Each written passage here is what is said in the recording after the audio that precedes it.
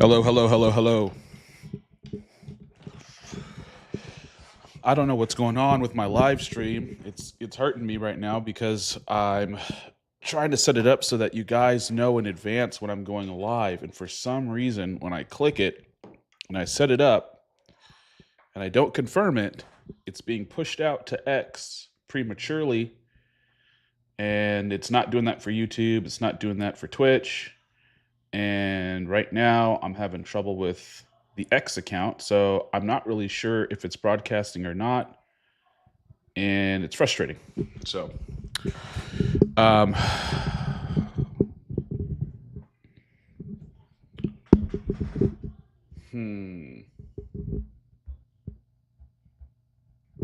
if you guys are able to in the chat, let me know where you guys are watching this from. It's supposed to be YouTube, X, and Twitch, and when I go to my X account, it's showing that it's not available. So if you guys can put it in the chat, let me know.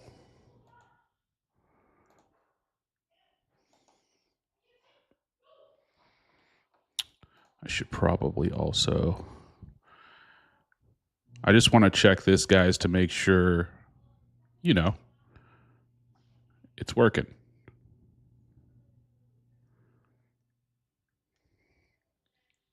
Right? We want to make sure everybody can get in and it's broadcasting where it needs to be broadcasted.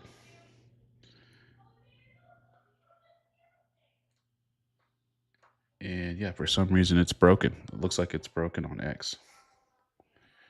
So here's what I'm going to do. I'm going to try to do this. I'm going to try to do a separate live for X right now. That's what I'm going to do. And it better work because it's important stuff. Oh, look at that. It says live right now. Oh, it's working. Great. Weird. So for some reason, it's my tablet. It's not even me. That makes me feel so good. So great. It's working. It's up. We're up. Fantastic. Okay. Fantastic. Okay, guys. Welcome to Friday, March 27th, to the Truth Zone. That is True to Logic. And you come here because, number one, I'm going to tell you exactly what you need to hear, not what you want to hear. That's what's going to happen. And this live stream is a dedication to all the people that care about that stuff. I say it to myself because I speak like I would speak to myself, basically. Like I would want someone to speak to me. So you know the title? We're following Iran closely, okay? I'm doing this, and I'm kind of glad I'm only doing it Monday, Wednesday, Friday, just because, yes, there is a lot of news that comes out on my days off, but it's not like it's. I don't want to just keep saying the same thing every single day, right? There's only so much analysis, and these guys on TV, they get paid to just say the same thing 20 different ways, but you're not getting any new information. So, but there are things that are happening daily that we need to go through and work through. Trump and his cabinet are pretty much saying the same thing, and I will stick to my guns on this. Okay, there's multiple maneuvers happening right now. It is. I was thinking about this morning because someone had said something about how Trump doesn't know how to play chess. He was just talking crap and I already talked about that and debunked that. But in chess, most people think that the game of chess has to do with checkmating the king.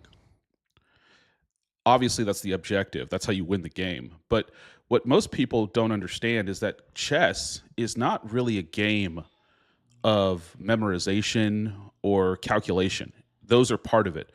Chess is about psychological dominance. The point about chess is chess I think after 2 or 3 moves, it's like a billions of different variations. And so it's not about tactics and things like that. That can be learned. What it's about two people with two different ideas and those ideas clashing. It's a game of ideas, and it's a game of psychological domination. You see, to win chess, you put pressure on your opponent with threats and sacrifices. And when you do that, you see what happens is the opponent, whoever you're playing, you're going to figure out is if the person responds defensively or they respond with a greater threat. And it's the one who can develop the most pressure to make the other person crack and make the first mistake. Because it's all about a game of least mistakes. That's what this game is. And so I say all that because geopolitics is the same. Every great leader, every great general knows that it's the leverage and the pressure that you can create to psychologically dominate your opponent and make them break. For us, the greatest chess game that we've ever played is the Cold War, Russia, spanning generations, right? From the end of World War II to 1991, 92, and the Berlin Wall coming down and the USSR being defeated. And they were defeated psychologically. They were defeated with willpower, sheer willpower. I mean, you got to give it to Reagan. You just got to, right? You have to. I mean, he is the one who took down, who stared it down, right? Multiple presidents did, but it was Reagan who dismantled the USSR, right? And you can make the argument that the succession of leaders in Russia were weaker, and but no, he was just the man for the hour. He was the man for the time. He was the one that put the nail in the coffin. Mr. Gorbachev, tear down that wall. Famous. Will be forever enshrined in United States history. I'm saying this because right now there is multiple chess games being played at the highest level all at the same time. You've got the United States and Iran. You have the United States and Russia. You have the United States and China. You have the United States and NATO. And yes, United States and NATO is a chess match. Okay? It's all geared towards winning. Okay? And you might ask yourself, well, what do you mean? Like, aren't they our allies? Like, why would we be at odds with them? Why would we be fighting them? Why would it be a chess match with them? One thing that we have to always remember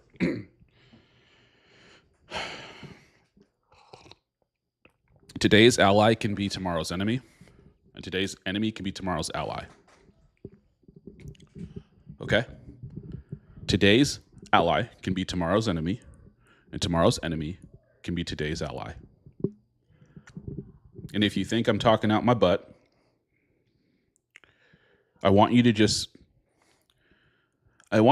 think about who our friends are now and who our enemies were in World War II. And I bring up World War II, guys, because it is, there's Vietnam, there's Persian Gulf, there's Afghan War, there's, the Iraqi War, there's the Korean War. But World War II is significant for so many different reasons. But it really did change the world in a way to where the reason we have the borders and the reason why we have the understanding of where we are is downstream from World War II. It really is. So, when you're looking at the Allies and the Axis, right? Remember, in World War II, Russia was on the side of Hitler until they weren't. Okay? And then they were on the side of us until after the war, and then they weren't. Japan and Italy were on the side of Hitler, and then they were defeated, and now they're in NATO, right? And so the consequences and I was watching. It's a fantastic movie. If you guys haven't watched this movie, I like watching war movies not because of the violence, but because it makes me remind myself the sacrifice that the previous generations laid down for me to have the freedom and the comfort to be able to talk to people online and stream and have a house in the most successful and safe country that the planet has ever known. And it makes me grateful and thankful that I have men and women who have served in the armed forces then and now to keep me and the rest of this country safe. And it's a constant reminder to those men and women, really. And I say men and women because, yes, women didn't serve back then in combat, but they had a lot of ancillary things they did, and the wives, right? I think a lot of people forget about the families of our service people, right? They don't really think about that and the things that they have to go through and the things that they have to put up with when their loved ones go to war. And so I'm just thinking about that, now and just kind of remembering that. But the Battle of Midway in the Pacific, I was watching that today, and thinking about Japan being militarily capable, being militarily superior, and us winning that war. There's something about Americans that they underestimated, right? Because on paper, we were terrible, right? We didn't have the ships, we didn't have the planes, but there's something about American ingenuity, and I would even call it American luck. You could say luck. I don't believe in luck. I believe in blessings, the Lord. I believe in Christ, and I believe that the country is divinely blessed because of its origin and its adherence to Judeo-Christian values. I do believe that, but if you don't, you can call it luck. But there's something about the Americans that we just get that kind of luck.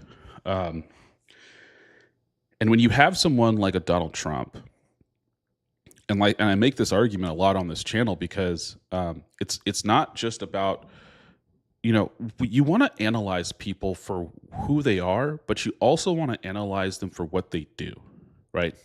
And I'm not talking about like the rhetoric, right?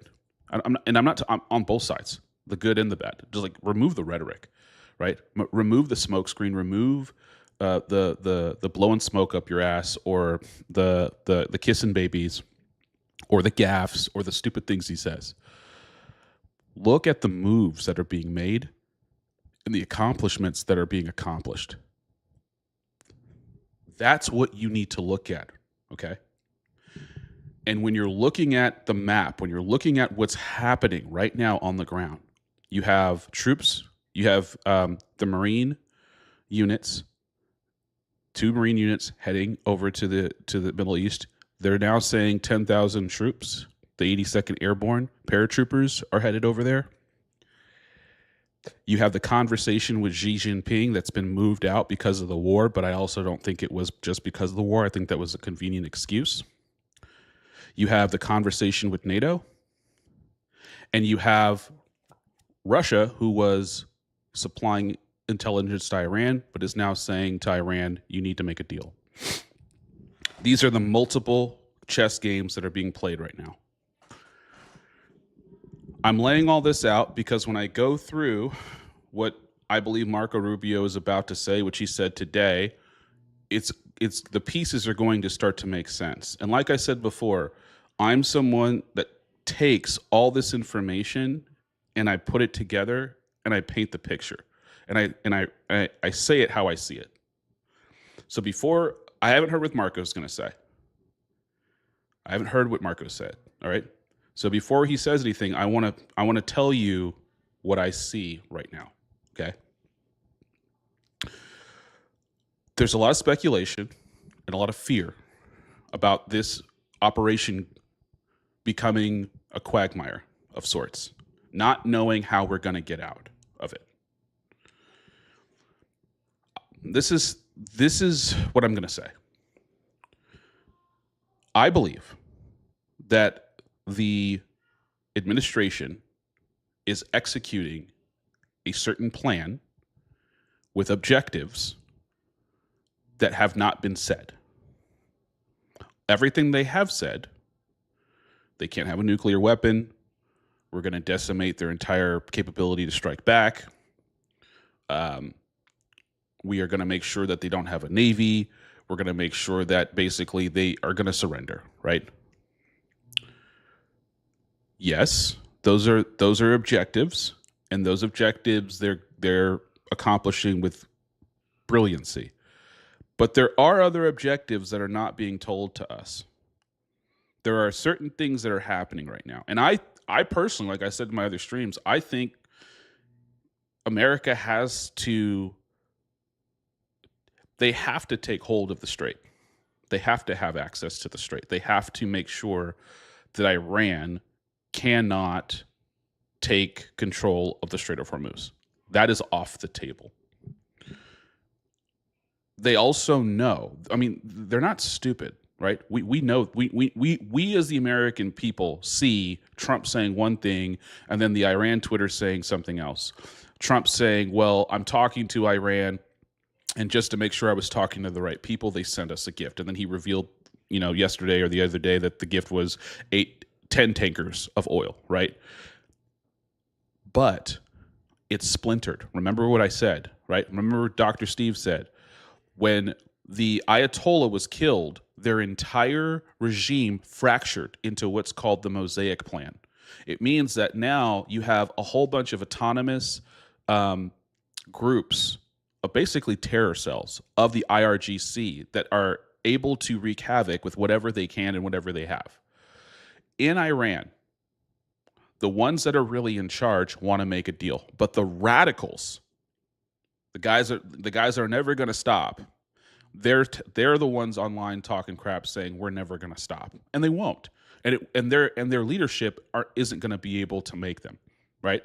So you basically have to look at it like Iran has now really turned into a guerrilla warfare de facto terrorist state with basically infighting. Even if Trump can make a deal with these people, there's no guarantee that they're going to be able to rein in the other factions, the other autonomous units, or the other terrorists. They're just not. That's why the Gulf states don't want Trump to make a deal. They want Trump to kill them all. And obviously Israel does too, right? But Trump knows he's on a limited timer, not just with the government, but with the American people, right? There's only so much. Success is great, but the number one thing that America does not want, myself included, right? And I'm all for this war for all the reasons, right?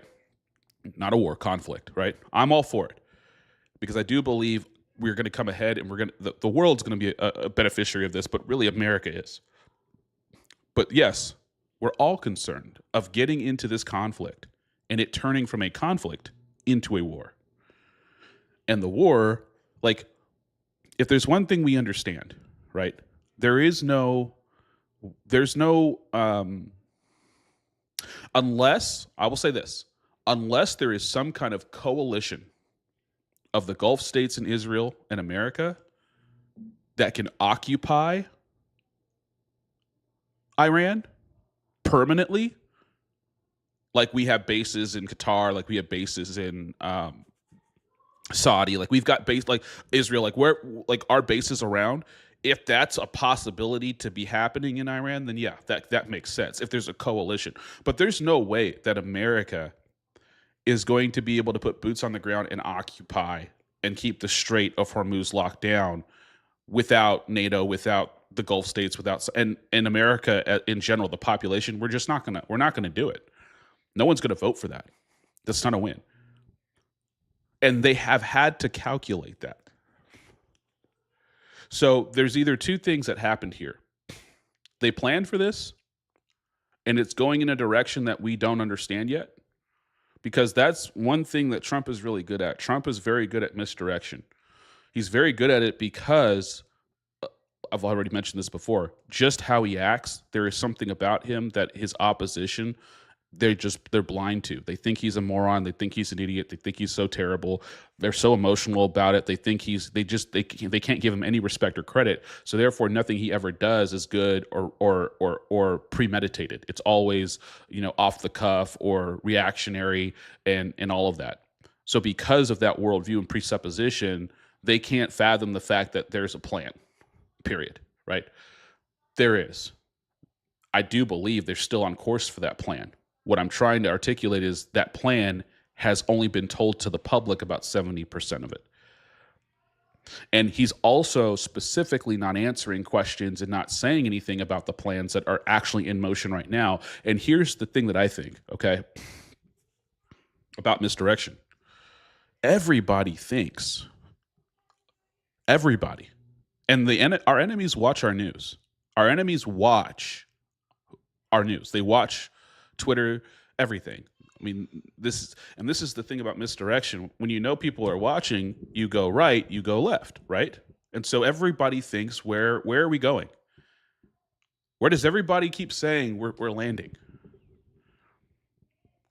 Karg Island, where Iran's oil is, their oil production, their $52 billion annual income budget. I don't know if he's going there. I don't know if that's where these guys are going.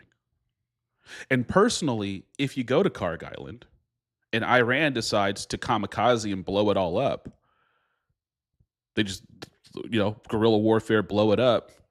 You cause casualties to Americans. They decimate the oil. No one gets the oil. They don't care about their people. It's really a loss for us all across the board. And the last thing Trump can afford is massive loss of life.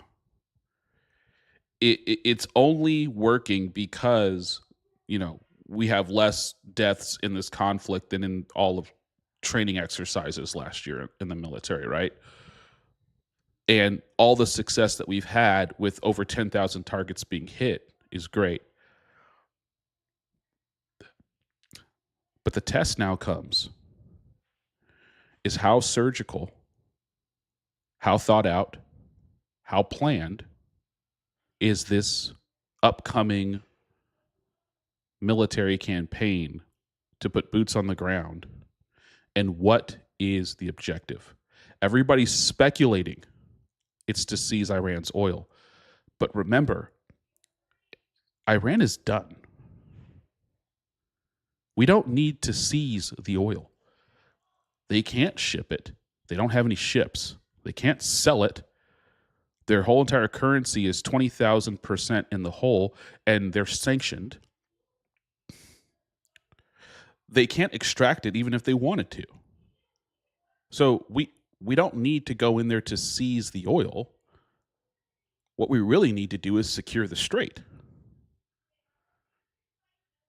So I don't think that that's what's happening here. I don't think we're going to Karg Island. I think that that's just a waste of resources, in my opinion. I think it's got to be the strait, and it's got to be something tactical, something that they know that the enemies don't know.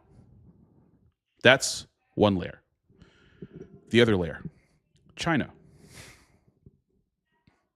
Remember how I talked about in my last couple of streams that the chess move with Venezuela was like threefold: securing our Western Hemisphere, removing Maduro, disconnecting Maduro from China, selling cheap oil to China, and disconnecting him from Cuba for Russia, right? So you kick out the Eastern influences in the Western Hemisphere, you secure Venezuela, which is the number 2 or number 1 largest oil deposits in the entire world, and then no more cheap oil goes to China. You have your hand on the spigot. You can sell it to them, but now you're making money. So now our coffers get filled up, and we control the number 1 oil deposit in the entire world, right? That was the chess move there. Then you have Iran. And Iran, I believe, is the number 2 largest oil deposit on the earth. It's either number 2 or number 3. I think it's number 2. And Iran, he wanted to make a deal. That's what he said. He was always prepared for this military action as Plan B. And now that they're in it, I think they're looking at the bigger picture, not just with Iran being wiped off the board. That's already done. The bigger picture is China, because China gets 80% of its oil from Iran. 80%. Okay? And that oil was cheap because they were supplying Iran with military weapons, which we destroyed and decimated. And that's the other thing too. Us in this conflict are able to analyze where our military is on the world stage. Because ever since really, you have Iraq, yes, right? And we're fighting more of a guerrilla warfare with Iraq and in Afghanistan. We weren't really fighting a real, true military like Iran was, right? Iran had a navy, Iran had an air force, Iran had a lot of troops. They had a lot of conventional modern warfare, especially a lot that came from China and some from Russia. And so us going against Iran and being able to do what we did, like, this is something that we really have to understand as Americans. In warfare, this has never happened before. Okay? In ever. No modern military has ever wiped out another modern military or its leaders. We wiped their leaders out within 24 hours. I mean, within the first hour. They were gone. I want you to think about this, okay? Just think about this. Think about this from the other side, guys, okay? What we did to them within the first few minutes of the conflict would be like them, like our enemy hitting Washington, D.C. and wiping out the president and the cabinet and the Senate. Then it would be like the House electing senators and a new president and a new vice president, and then getting hit again, and then they all die.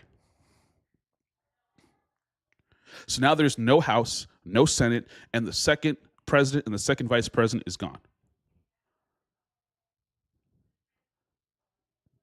Who is running the country? If that happened to us, our entire country, the government, would collapse. It would be chaos. It'd be absolute chaos. That's what we did to them. When you really think about it from that perspective, it hits you differently, doesn't it? It kind of makes you understand, like, oh, and then, guys, our enemy takes out our Air Force. We don't have any planes. And then they destroy all of our Navy. And we don't have any ships. So now our country has no ships, has no Air Force. Our army has now scattered because there's no commanders. And our whole entire chain of command is gone.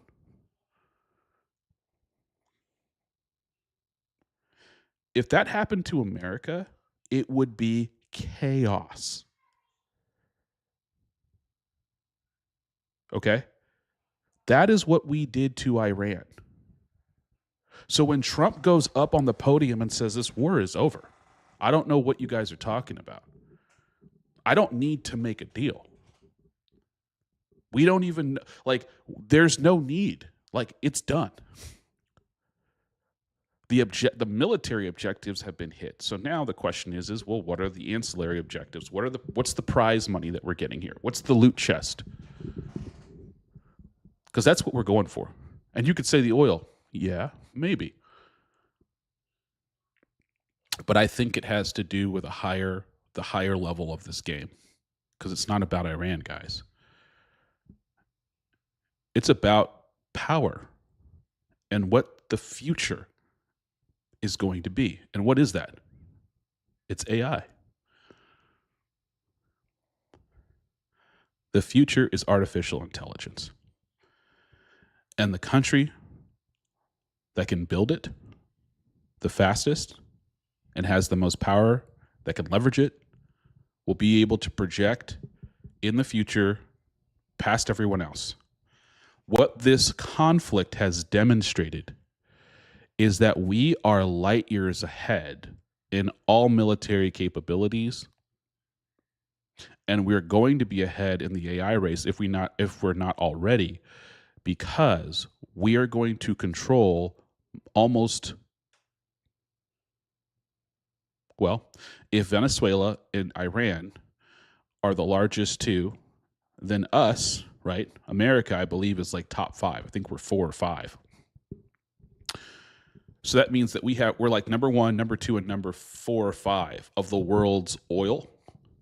It would make the United States have access or control over, like, what, 75%, 60%, let's say 60 to 70% of the world's oil we would have direct influence or control over.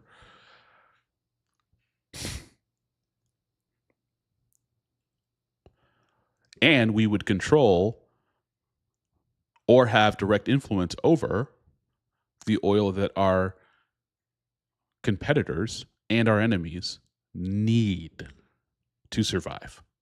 Not just to project power, but to survive. Like, Trump isn't pulling that lever, but it's not about pulling it. Remember what I talked about chess in the beginning? This is the reason why. When someone makes a move to take one of your pieces, it's a threat. He doesn't have to take it. But him putting the piece in line to take yours, he can take it. And you have several options. You can defend, you can run away, or you can make a bigger threat. Us putting our hand on the spigot in Venezuela was a threat. Us going to Iran and doing what we had to do, even though we had cause, it was like a discovered check. We were able to move a piece, make a threat, and also check the king at the same time. And so now China has to calculate. They have to recalculate Taiwan.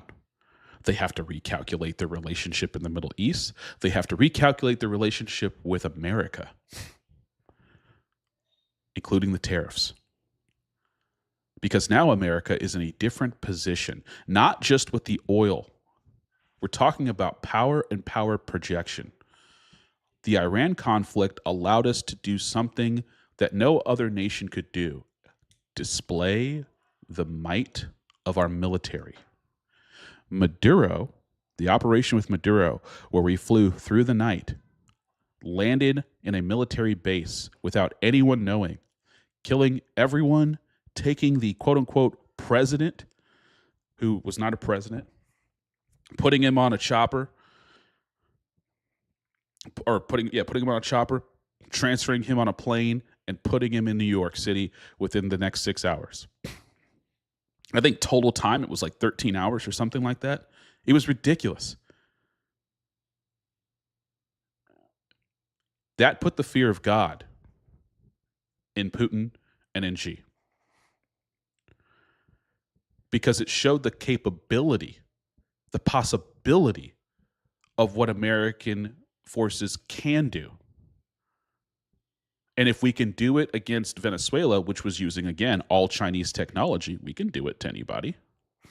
That's how good we are.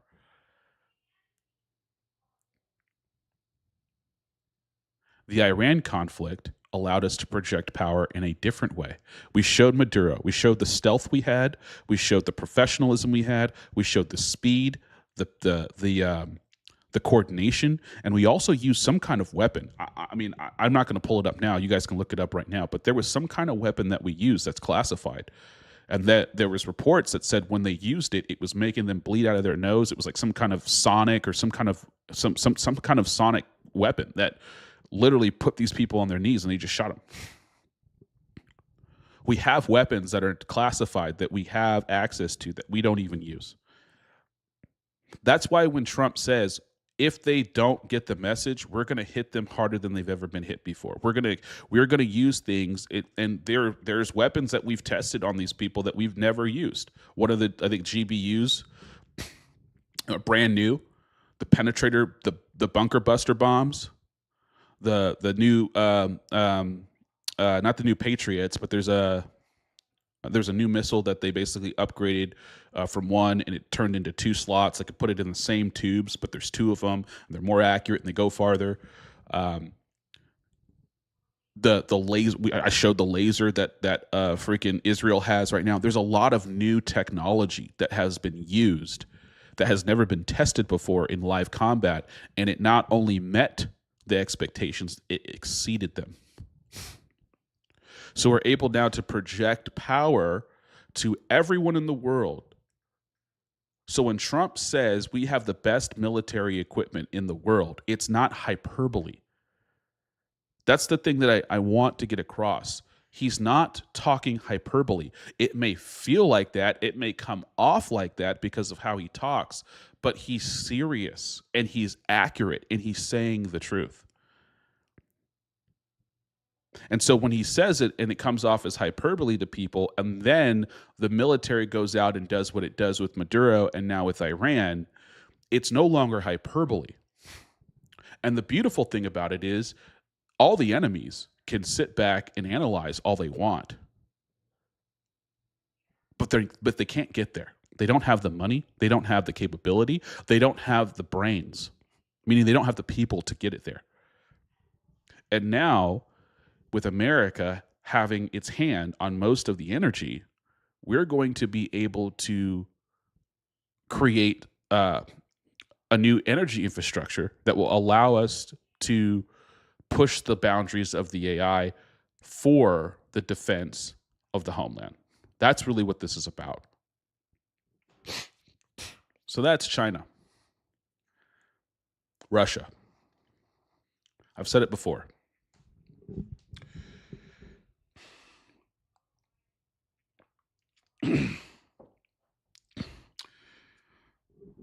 Trump tried everything he possibly could to get Putin to quit this war. The reason Putin cannot quit this war is because if Putin quits this war, I think he's afraid he'll be killed. I think that's what it is. Because it will be him having to basically admit defeat. He cannot compromise, and it can't be just saving face because his people will know that. It's just the belly of the beast. We have to understand that Russia. So I heard before I go down that line, I heard something that's very interesting. There was an article, and it was talking about Trump might be doing a reverse Kissinger. And what that means is Henry Kissinger was able to, the reason why the USSR was able to fall was because Kissinger was able to lull China over to our side, and it isolated Russia, and it allowed them to fall, right? And so Trump might be doing a reverse Kissinger where he's trying to lull Putin because he has a personal relationship, right? And I want to preface this.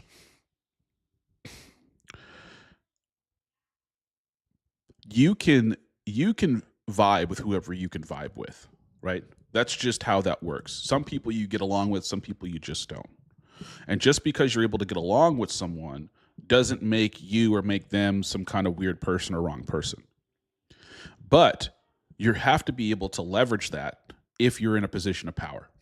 So just because Putin and Trump respect each other and like each other doesn't necessarily mean that you're able to leverage that all the time, right? Trump has a great relationship with Russia, with Putin, but he wasn't able to leverage that relationship into a peace because there's nothing that Putin needs from Trump.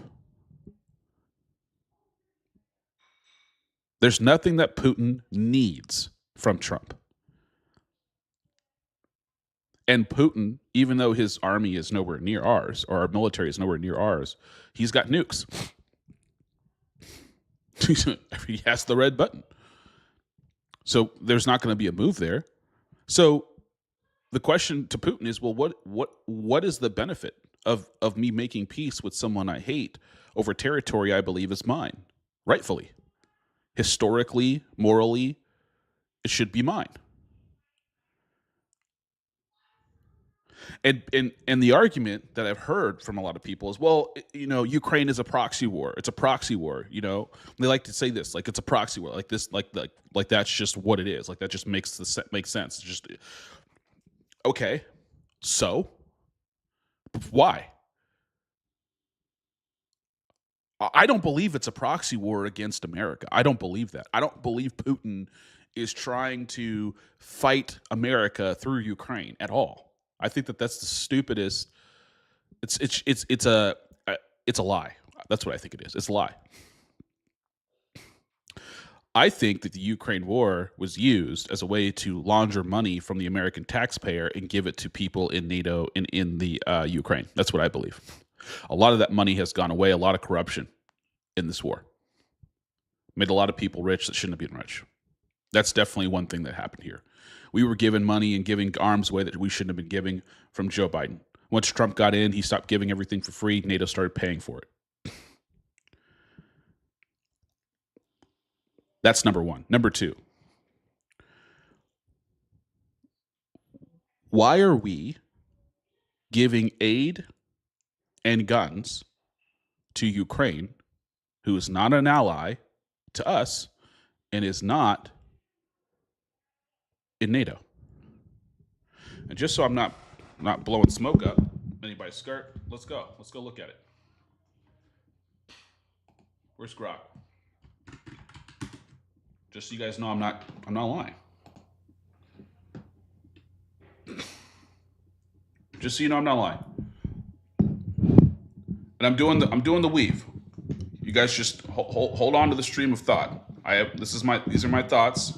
They may feel like they're kind of all over the place, but they're not. And if you're following, you're understanding how I'm layering this, how I'm putting this together. Okay? I don't know why this is taking so long to load. Grok has been doing this. I don't know why Grok's been doing this, but I'm gonna wait for Grok. I could go to Chat GPT, but Chat loads up right away. But for some reason, Grok has been really slow lately, and I don't know why.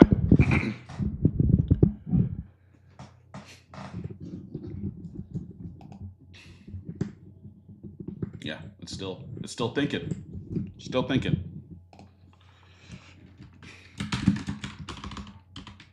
Is the USA and Ukraine in any kind of military alliance officially?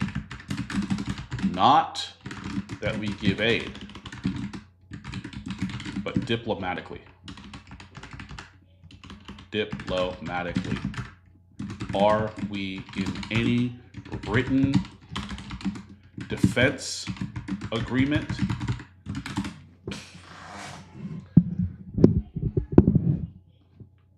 Short answer is no.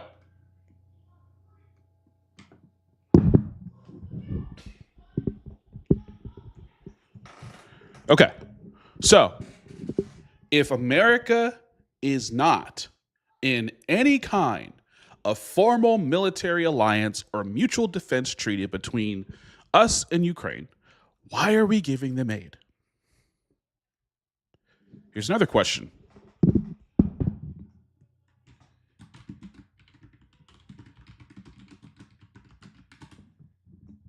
I already know the answer to this question.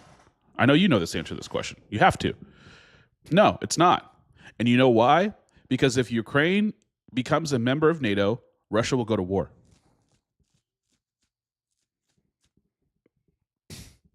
Okay? So, Ukraine is not a NATO member. We have no military alliance, no defense agreement, but we are giving billions because we're in a proxy war with Russia. So let me get this straight. Trump's in office from 2016 to 2020. Putin doesn't make a move, has a great relationship. Trump leaves office, Biden goes in. Putin makes a move. So what we're saying is Putin wanted to go to war with America, but didn't want to go to war with his friend Trump, but decided to go to war with Biden? You see, it's not a proxy. And here's the calculation. Here's why this is stupid now. After Iran, right? Because before Iran, you could make the case that this was America doing a proxy war to exhaust Russia's resources militarily, and therefore weakening Russia. That sounds like a very scholarly excuse, but I'm gonna tell you why it falls short. We have no fear of Russian military might whatsoever, especially after Iran. If Iran has not taught us anything, the one thing that you guys need to understand is that America military might is so superior. There is nothing on the planet that can compete. There just isn't. The only two possible countries, or three possible countries that could have, was China, Iran, and Russia. And Iran got most of its military equipment from China and the rest from Russia. So by default, if we did what we did to Iran, we can do it to China and we can do it to Russia. It's just a fact. That being said, why would we be doing a proxy war against Russia? That's a lie. It just is. It just is. You see, NATO was built after World War II. And the aftermath that led into the Cold War to stop Russian aggression and eventually Russian exporting communism. Yep, right? Which is why you have North Korea. You had China become communist, Vietnam, et cetera, et cetera. Okay? That's why NATO exists. So when Russia made its move on Ukraine, it made NATO afraid. And remember, Trump told them in his first presidency in 2016, and they all laughed at him. They all I'll never forget it. We can look at the clips. Should we get a reminder? Should we get a refresher?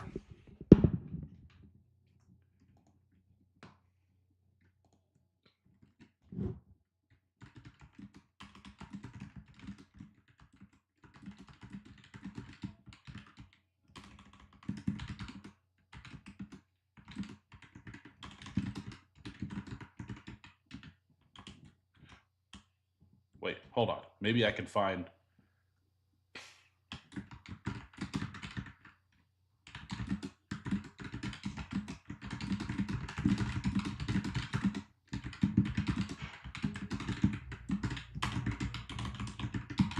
All right. Let me see if this is the one. No, I don't want 6 months ago. I'll do this. I'll do 2016.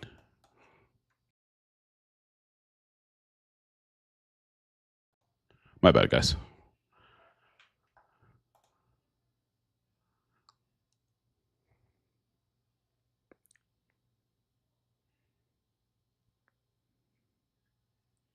All right, I'm going to have to Google it. I'm not going to have to YouTube. I'm going to have to Google it. NATO laughs at Trump during speech 6 years ago. Good evening from the channel's newsroom here in London. The US President Donald Trump has slammed his closest neighbour, describing Canada's Justin Trudeau as two-faced. His comments follow an event the challenges presented. All right, this isn't it.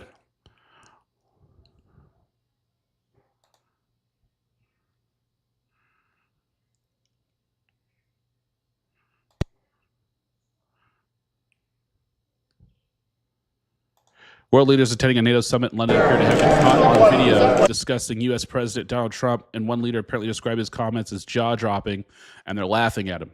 Right? Boris Johnson, Emmanuel Macron, and Justin Trudeau. We all know that. We all know the usual suspects. Right? But what did he say?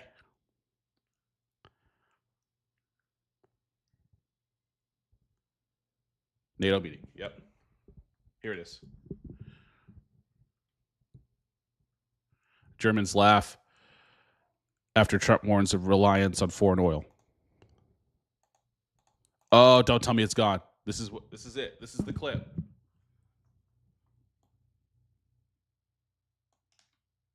And this is 2018.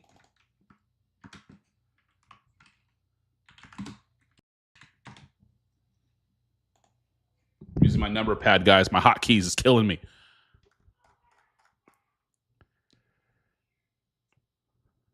Oh, boom. The German delegation appeared to laugh at former President Donald Trump during a 2018 United Nations speech in which the president warned about relying on Russian oil.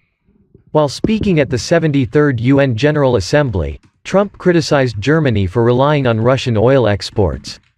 President Trump said, "Reliance on a single foreign supplier can leave a nation vulnerable to extortion and intimidation. That is why we congratulate European states, such as Poland, for leading the construction of a Baltic pipeline, so that nations are not dependent on Russia." Yep, that's what he said. Now think about this. When he said this, I'm so annoyed. I feel like they scrubbed it. There's no reason why I can't find this clip. And every time I went to a website, they wouldn't play it. See, this is the stuff, guys, that I cannot stand. It's a meme for a reason. The reason why there's a meme that says Trump was right about everything is because he predicted it. There is a clip. I think I have it. Where is it? I think this is it right here. Actually, this was actually a very good. This was actually one of the best cabinet meetings. So This is where he said we just beat him to shit. World or to the U.S., President Trump knows better. And he said he had to take a cognitive test. I'm not going to play this whole thing. I'm not going to play this right now. He had to take 3 cognitive tests, and they were warning him that if you don't do well, like, it's a public thing, so it'll get out and, like, it'll be a major thing because the news hates him. And he said, well, you know, let's do it. And he aced all 3 of them. He said that they told him they've never had somebody score this high before. And all 3 times. I think they're basically I'm sorry. No one has gotten all the questions right before, which is why they didn't report about it, because they didn't want that to happen. I'm making these cases, guys, because I'm going to keep repeating this. Don't be afraid and give in to the fear-mongering that no one knows what's going on. The Democratic Party wants to make it seem like the administration has no idea what's going on. And they're floundering and they're lost and they're making it up and Trump is crazy and everyone's crazy. And I'm trying to warn against that because these are not men who make these decisions out of a vacuum. And I keep going back to who Trump is as a business person and as a person so that you can have confidence that he assembled a team that is going to make the best decisions they possibly can. We can disagree with those decisions, but also we don't have the intelligence that they're looking at right now. And I'm always trying to put myself in the position and ask myself, what the hell would I do? And if you're honest with yourself, you'll do the same thing.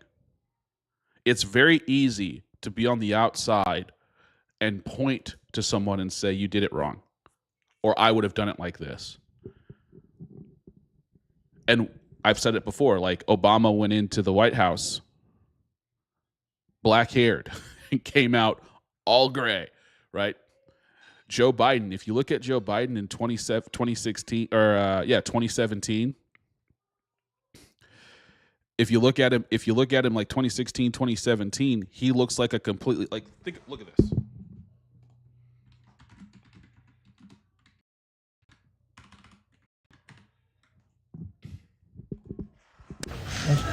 It's the same work. Today I have... This is Joe Biden, 2017. Vanquishing your hospitality here and in the United States. When you visit me in the United States, you still act as the host, and you're very, very, very gracious. My name is Joe Biden. I'll be Vice President of the United States for 48 more hours. And then I can start to say what I think, as if I haven't the last 44 years. Klaus is not part of my presentation, but I promise you, I have met so many incredible people around the world. Now, I wanted to play that clip just a little bit so that we could affirm. You can see his mannerisms. You can see how he's talking. You can see how he's acting, right?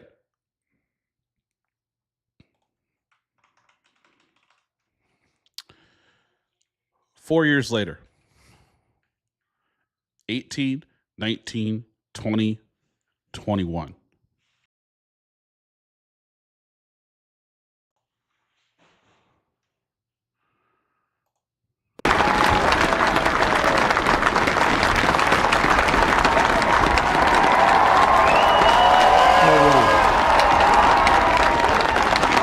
Chief Justice Roberts, Vice President Harris,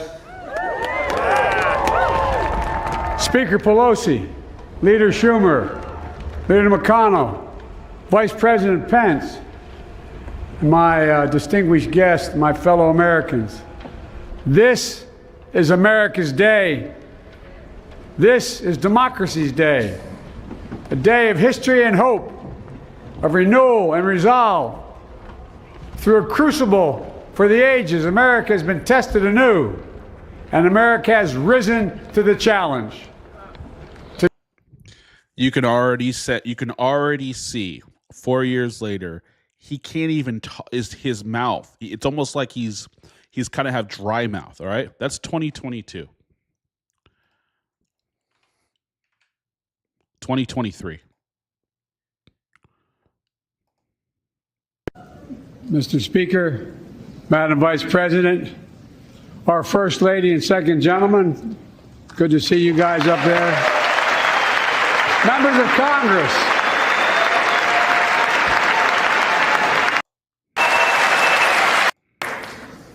COVID had shut down, our businesses were closed, our schools were robbed of so much, and today, COVID no longer controls our lives. And 2 years ago, democracy faced its greatest threats in civil war, and today, though bruised, that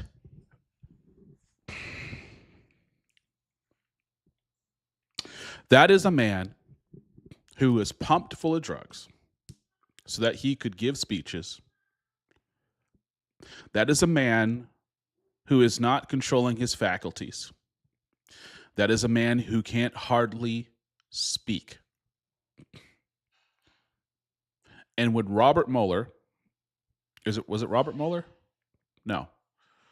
I forget who was the special counsel who talked to him about him taking during his Senate days, he had taken top secret classified documents and he had them stored in his garage, right?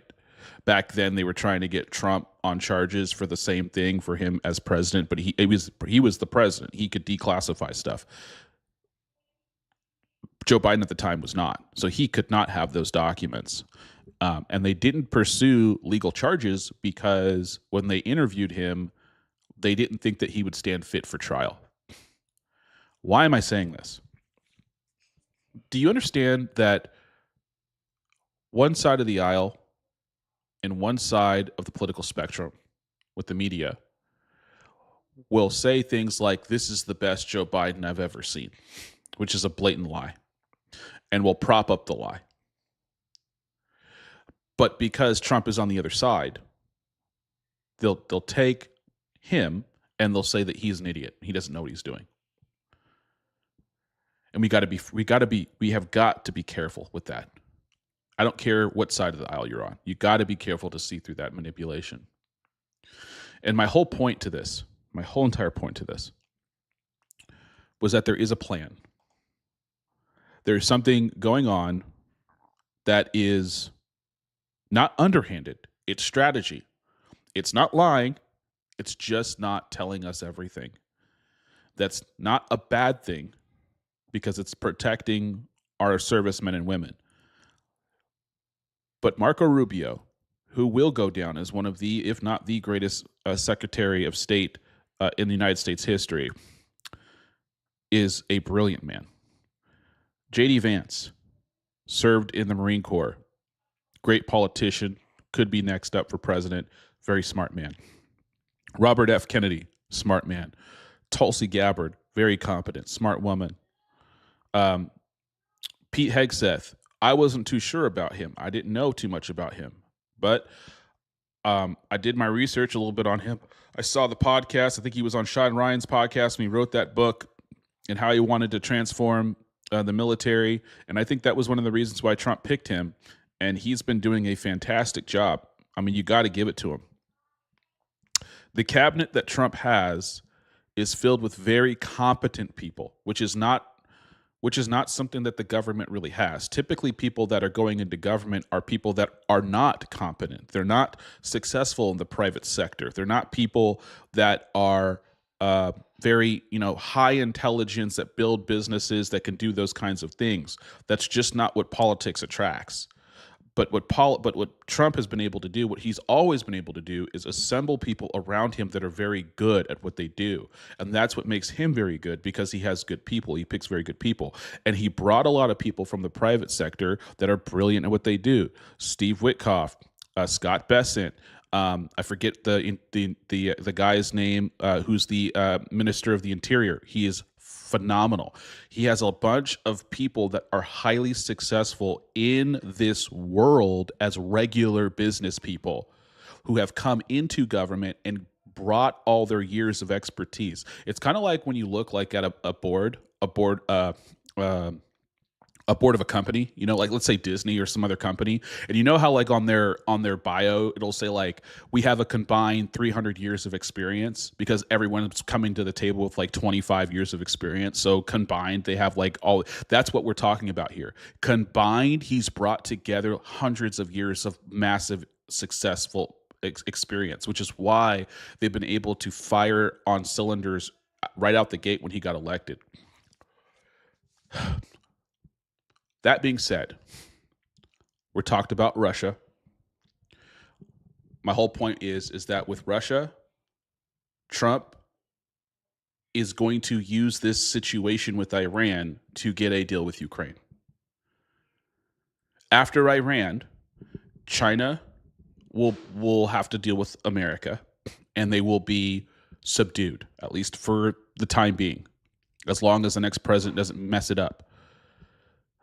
But because Iran is gone, and China and Russia loses its proxy, China will now have to deal with the United States, because we'll have the hand on both spigots in Venezuela and in Iran. Plus, Cuba is going to fall.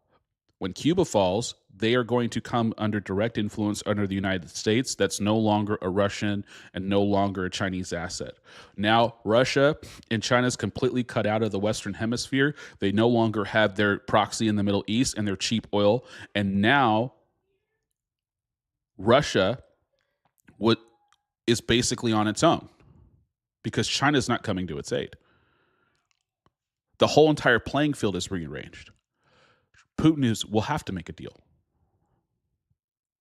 Period. And don't be surprised if Zelensky gets removed. Don't get surprised if Zelensky gets removed. There's a new leader that's elected, and there's a deal. Because if the impediment, especially after Iran, is Zelensky, he will be removed. 100%.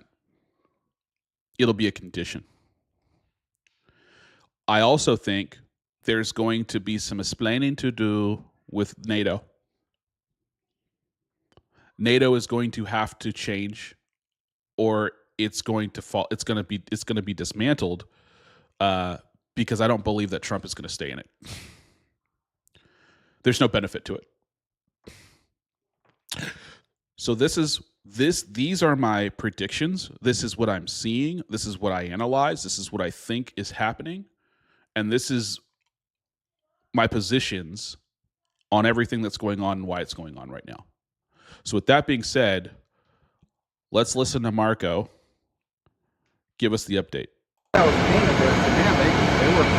right. We had really good meetings. I mean, obviously it was an opportunity to talk to our allies on the G7 and outline the perspective of what we have going on with Iran in particular. We talked about a lot of things, but obviously in the Iran operation. As the Department of War has consistently outlined, we are on or ahead of schedule in that operation and expect to conclude it at the appropriate time here in a matter of weeks, not months. Okay, so hold on. That's something that I want to actually touch on a little bit. Him saying that we are on schedule or ahead of schedule is something that they've been saying from the beginning, and it's because they were not expecting to take out everyone that quickly. The opportunity presented itself. That's why they did it. Right? When it was very clear where Iran was going to be or what their stance was in the negotiations, and Trump was weighing whether or not to hit them, when the intelligence came in from Mossad that said they're all at this place, that's when he said, okay, do it. And that's what put them ahead. Like, understand, guys, this military action, this plan was, I'm telling you guys, it was already laid out. It was all, it might have even been from the first administration, to be quite honest with you. Obviously, it was tweaked, obviously it was updated, but there's always been a plan for this. And they were ready. That's why when Keir Starmer said, "Oh well, we didn't know," it's complete BS. Of course you knew. Everyone knew. When you saw America put assets into the ocean and get them over there, and then when we called and asked you if we could use your bases and you said no, like, you knew, right? We telegraphed it. Iran knew. Iran just thought we were bluffing. That was their mistake. That was their miscalculation. They thought Trump was Biden. They thought Trump was Obama. They didn't look at American leadership as individualistic. They looked at American leadership as monolithic. They looked at it as, and that's the thing, is as much as we don't understand their theocratic, as much as we don't understand their theocratic mindset and how they move, they don't understand American ideology and how free and how freedom works in our context, because they don't have it over there. So they're not able to step into our shoes because they've never lived that existence.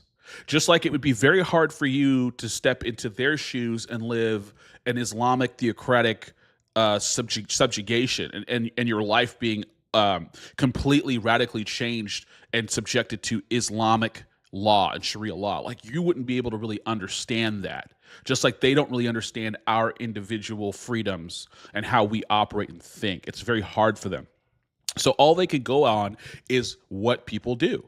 And so if you have president after president after president after president, including Trump in his first term, remember? He got out of the deal, but he kind of he listened to a lot of neocons, right? And so it was the same thing. And then now Trump gets into this presidency and it's completely changed, right?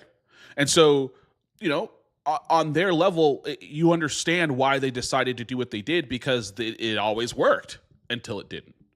And it didn't in the worst way possible. It's like you crapped out and you lost everything, right? You put all the chips in the center and you thought that you had you had a straight, but your boy had a straight flush. You know what I mean? And it's just you would never have been able to win. You were never going to be able to win, right? And you lost everything. That's what that is.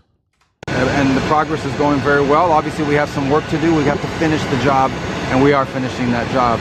I did describe to our allies, however, that immediately after this thing ends, we're done with our objectives, one of the immediate challenges we're going to face is an Iran that may decide that they want to set up a tolling system in the Straits of Hormuz. Not only is this illegal, it's unacceptable, it's dangerous to the world. Iran will not have a toll in the Strait of Hormuz. That's not happening. We will eliminate every single terrorist threat on the water or on land if that were to even be remotely happening. I think that's remember, guys, they can say whatever they want, right? They can tweet whatever they want. It doesn't mean that it's true, and it doesn't mean that they can't do anything. They can't project any power because they have nothing. They have no assets, right? They have a few launchers and a few rockets. No one is giving them anything. China's not giving them anything, and Russia's not going to give them anything. They've got no friends. They're surrounded by enemies and people who don't like them, and no one's going to help them. And it's important that the world have a plan to confront it. The United States is prepared to be a part of that plan. We don't have to lead that plan, but we're happy to be a part of it. But these countries have a lot at stake. Not just the G7 countries, but countries in Asia and all over the world have a lot at stake and should contribute greatly to that effort to ensure that neither the Straits of Hormuz or frankly any international waterways should ever be something that's controlled or told by a nation state or by a terroristic government like the one that exists in Iran today in that radical clerical regime. Let me put it to you this way. There is nothing Russia is doing for Iran that is in any way impeding or affecting our operation or the effectiveness of it. Exactly. So he said there is nothing. Hey, thanks for the follow. I really appreciate it, man. Thank you so much. There is nothing that Russia is doing that is impeding America. Number one, because there's nothing they can do. They don't have the capabilities. Okay, so let me explain this. When I said earlier that this is the first time in all of human history that a military has been able to do what we've done to another military, it's a fact, and it's not just because of our power, but it's because we added 2 layers to a 3-dimensional battlefield, right? Sky, water, and land, right?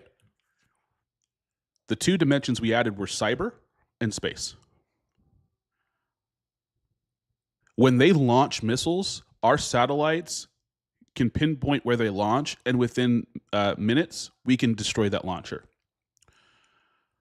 The reason why we know where they are and we're able to basically drone or missile strike them is because of the space. We're able to issue propaganda through cyber, directly through their phones. We're able to cut off their eyes and their ears and communications and satellite with the cyber. We can shut down their power. We could do so much. We can do so many things that we're not doing.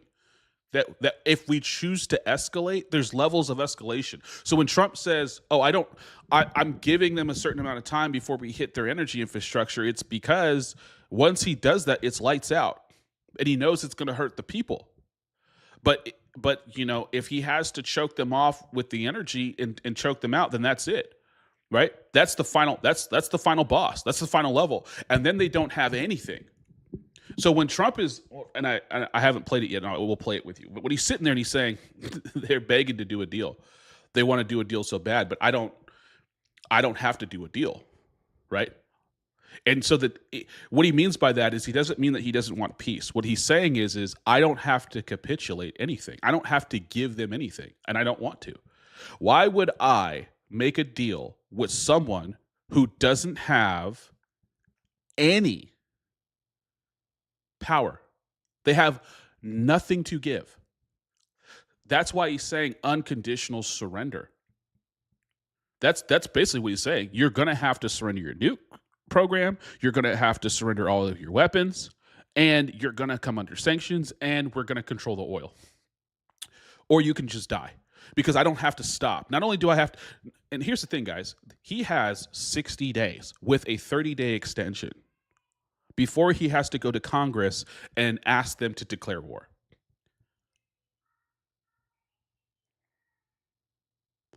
Iran, I'll just say this. They will not exist. They won't exist if this goes for 30 days or 60 days. It's not possible. They don't have enough anything. So what he's trying to do right now is trying to give them an off-ramp so that it'll make his job easier. But if he has to go the hard way, he's already on the hard path. That's what Marco Rubio is saying. Like, Russia's not doing nothing, they can't do nothing.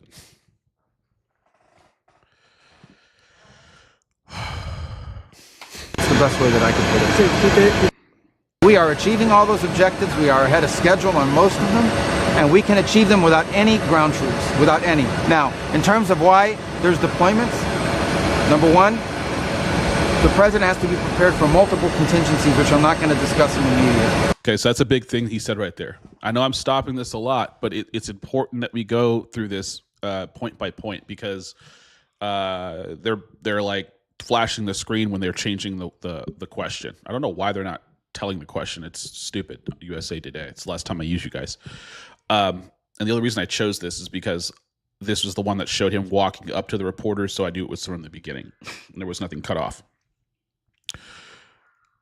Him saying the reason why the troops are going is so that all of the contingencies are in place. Okay. Do we know what the word contingency means? It means plan B, right? Plan C, plan D, right? It's backup plans, right? We have a plan, but just in case, we're going to have these contingencies in place. So think about this. They're sending the Marine, is it the MEU, I can't remember what their initials, but it's a Marine amphibious assault unit, right?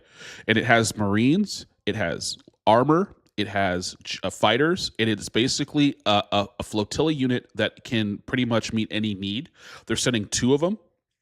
I think the total, it's either combined 5,000 and they're each 2,500, or combined they're 2,500. I think they're 2,500 each, and they're being sent to from Okinawa, Japan. Plus the 82nd Airborne, 10,000 light infantry are coming in. So they're going to have 10,000 light infantry and then 2 Marine amphibious assault units plus what's already there. Okay? This is the contingency if Iran doesn't meet the deadline. All right? And again, I refer you to the Department of War, who will probably tell you the exact same thing. But we can achieve all of our objectives without ground troops, but we are always going to be prepared to give the president maximum optionality and maximum opportunity to adjust to contingencies should they emerge. Is it your understanding that they'll convey their response to the 15-point plan today? And are you looking for anything in particular? We haven't gotten it yet. We haven't gotten it yet. Look, we've got messages. We've had an exchange of messages and indications from the Iranian system, whatever's left of it, about a willingness to talk about certain things. We're waiting for further clarification about who is it that we would be talking to, what will we be talking about, and when will we be talking. I don't have any news for you on that yet. It could happen at any moment. It could happen today. It could happen tomorrow. We're not predicting it. We're going to continue with our operation. Signal that there's still. There are some in the Iranian regime that are going around saying that they want to make the Strait of Hormuz tolling thing, they want to make it permanent. That's unacceptable. The whole world should be outraged by it. We're impacted by it a little bit, but the rest of the world is impacted by it a lot more, including many of the countries represented today here at the G7. And so if those countries are deeply impacted by it, all we've said is, you guys need to do something about it. We'll help you, but you guys are going to need to be ready to do something about it. Because when this conflict and when this operation ends, if the Iranians decide, well, now we control the Straits of Hormuz, and you can only go through here if you pay us, and if we allow you to, that's not only is it illegal under international law and maritime law, it's unacceptable.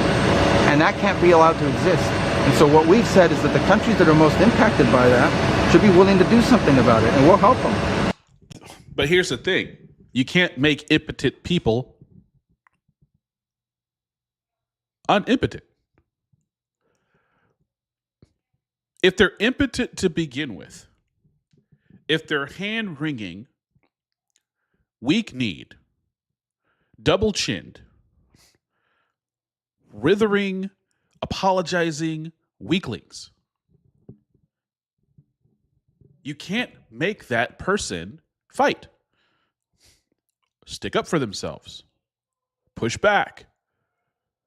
Their only default is to fall down and roll over.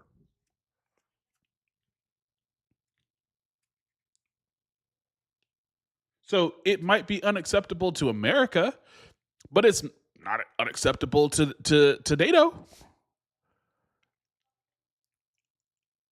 You can't be someone's backbone and then when for an extended period of time and then expect that person to have a backbone. That's not how that works. We have been the backbone of NATO for decades. To turn around to them and say, now you need to have a backbone and you're going to have to do something about this.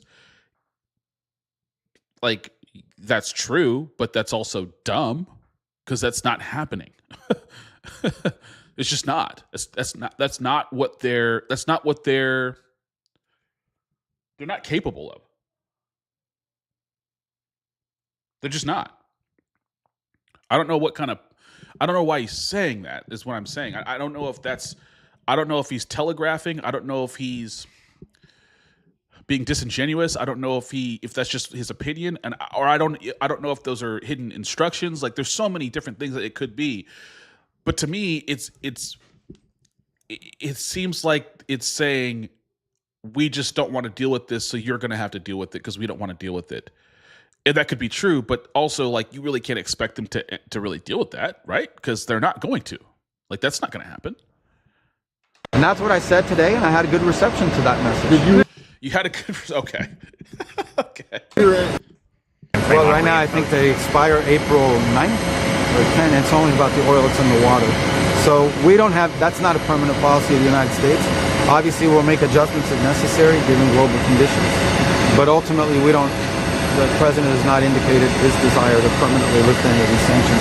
This has to do mostly with oil that's already out in the water and was either going to go to, for example, to China at a discount.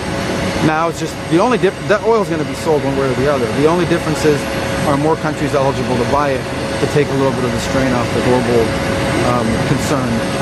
Yeah, guys, understand something, okay?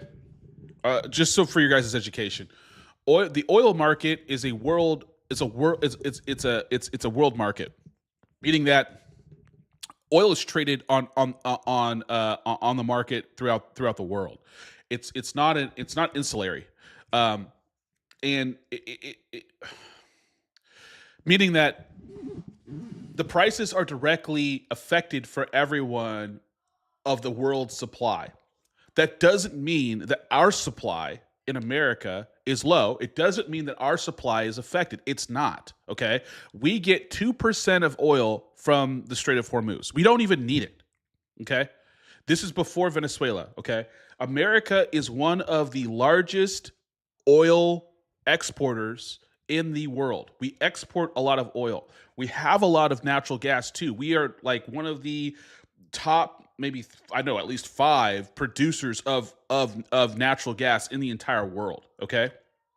We now have America, which is in the top, at least the top 7 or top 8 of oil producers in the world, and we export, but we also have Venezuela now, which is the #1 oil reserve in the entire world.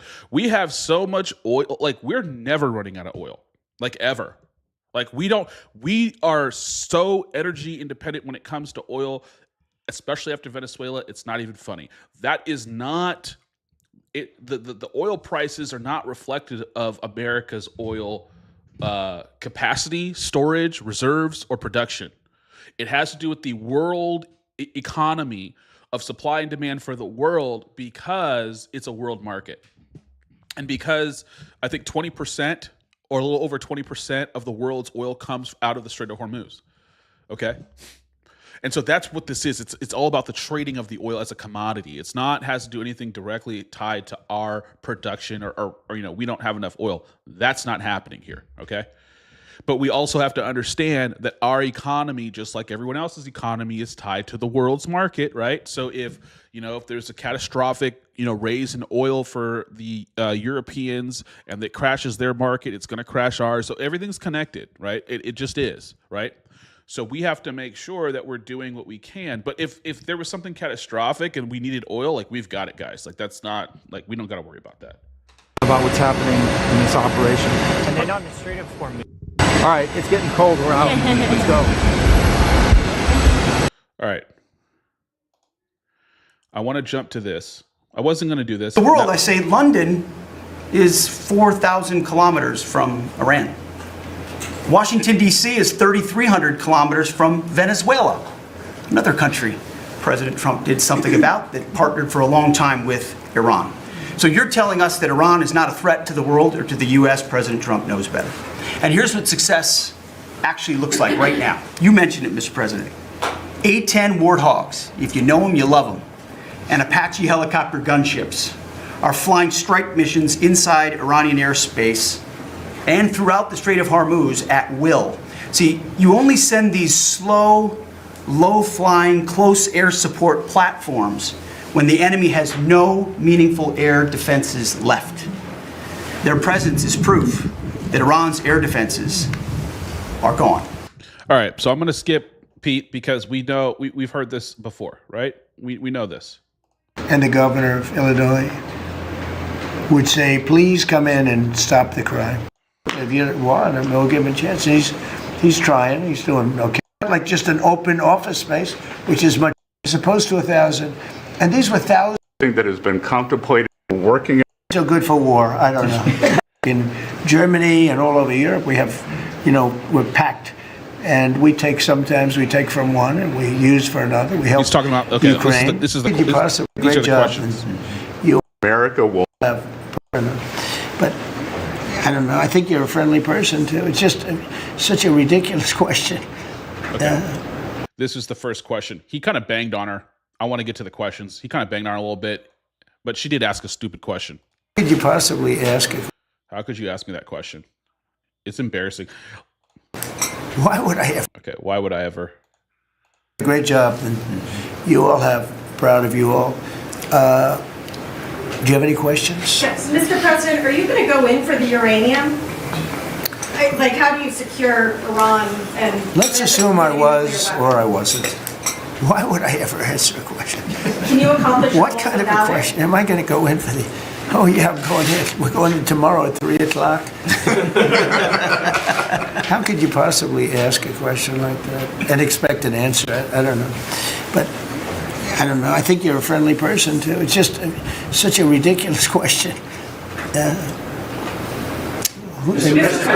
That's embarrassing. That's cringe. That's cringe. That hurts. That hurt me when I watched that. I was like, ooh. Because it's embarrassing. You're in front of everybody, and he says that to you. She's not a bad person. You could tell, like she's not someone that he doesn't like. It's just like when your dad or your grandfather just is like disappointed at you because he's just a grandpa. That's what he looks like, right? He's just like, why? It's like, oh, I just said something so stupid. But it's true. Like, I don't know if these reporters are doing this on purpose or they're just that naive, but you can't ask the president or your leaders for specific tactics or details about what he will or won't do. I don't know how many times he's said this, but it's just common sense, right? And honestly, like, if you were the person to ask the question and the president messed up and said something, like, yeah, the president would be dumb for that, but also you're an idiot for doing that. And that doesn't do anything but compromise America and American lives, right? So as a reporter, like, you guys got to do better. Like, ask pointed questions, but really honestly stay away from the details because it's none of your business. It's classified. Yes, Mr. President. Yes, Mr. President. Thank you, Mr. President. There's been a report that potentially the U.S. is looking at diverting some munitions, air defenses that were meant for Ukraine to the Middle East. Is there any accuracy to that? Is that something you're considering? Well, I'd have to ask, but we do that all the time. We have tremendous amounts of ammunition. We have them in other countries, like in Germany and all over Europe. We have, we're packed. And sometimes we take from one and we use for another. We help Ukraine, which Biden started, and he gave $350 billion away. Too much, way too much. And way too much. We sell it now to NATO. We sell it to NATO, and they probably give it to Ukraine. Mostly, I think they give it to Ukraine, but we get paid for everything that we give. We don't give anything anymore. That's a tough situation. That whole Ukraine situation, very, very tough. We're working very hard on getting. The question was about munitions and about, taking munitions from different countries that we have stored. And there is a concern, like, are we running low on ammunition? And They don't want to say that. I'll say this: if we are, you better believe that there are multiple companies that are working overtime 24/7 now, cranking out ammunition, and because now it's not that we need it right now for the effort, but we need it for future efforts as well. So, and that's probably happening on the low, but they're definitely extracting ammunition from other places that we have. And listen, we're not in any danger of running out of ammunition. That's just not that's not ever going to happen. But it does feel kind of like maybe we're using more than we thought we would have to at this stage of the game. I think that's something that could be said. It's a good question. That one solved. It doesn't have any impact on us, virtually nothing. In fact, if anything, I mean, we sell a lot of equipment for that unfortunate war. 25,000 people died last month. 25,000, so mostly soldiers. It's terrible. Some in the towns, but for the most part, soldiers. They're dying. It's terrible. Nobody's seen anything like it since World War II. It's a terrible situation, and hopefully that's going to get settled. Could you imagine us having 25,000 of our and soldiers many die of them, I in a think, month? were more difficult than this one. In theory, they were No, more in difficult, but today's- there's tremendous hatred between It would never President Putin and President Zelensky. Tremendous hatred. I've seen it before, but I've never seen it. I thought it was a very innovative way to do it. I wish it could have gone faster. And it cost 10 million lives. That was going to cost a lot of lives. He's had a strange shame. And the only reason I'm doing it, frankly, is because I want to stop death. I want to stop the death from happening. I think I'm going to go with a man that I've missed, Brian. I haven't seen you in a long time. I miss you. He's been in a very strange location. I don't know. He's had a strange thing happen. But anyway, go ahead, Brian. Well, good to see you too. Actually, good to see the Chicago cabinet here, Linda. Good to see you too.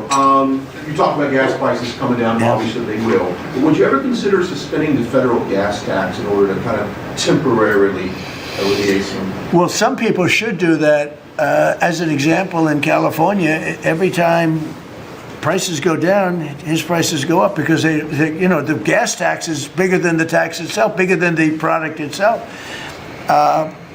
It hasn't. I mean, we've thought about it, I guess, but honestly, when I did this, I knew it was going to be a little bit net. We had the greatest economy ever. We had the greatest stock market in history. I said, we're going to take a little bit of a hit, a short-term hit. It's going to end up going much higher than it was, in my opinion. I said we're going to have a great stock market. Nobody thought we could get to 50,000 or 7,000 in the respective indices.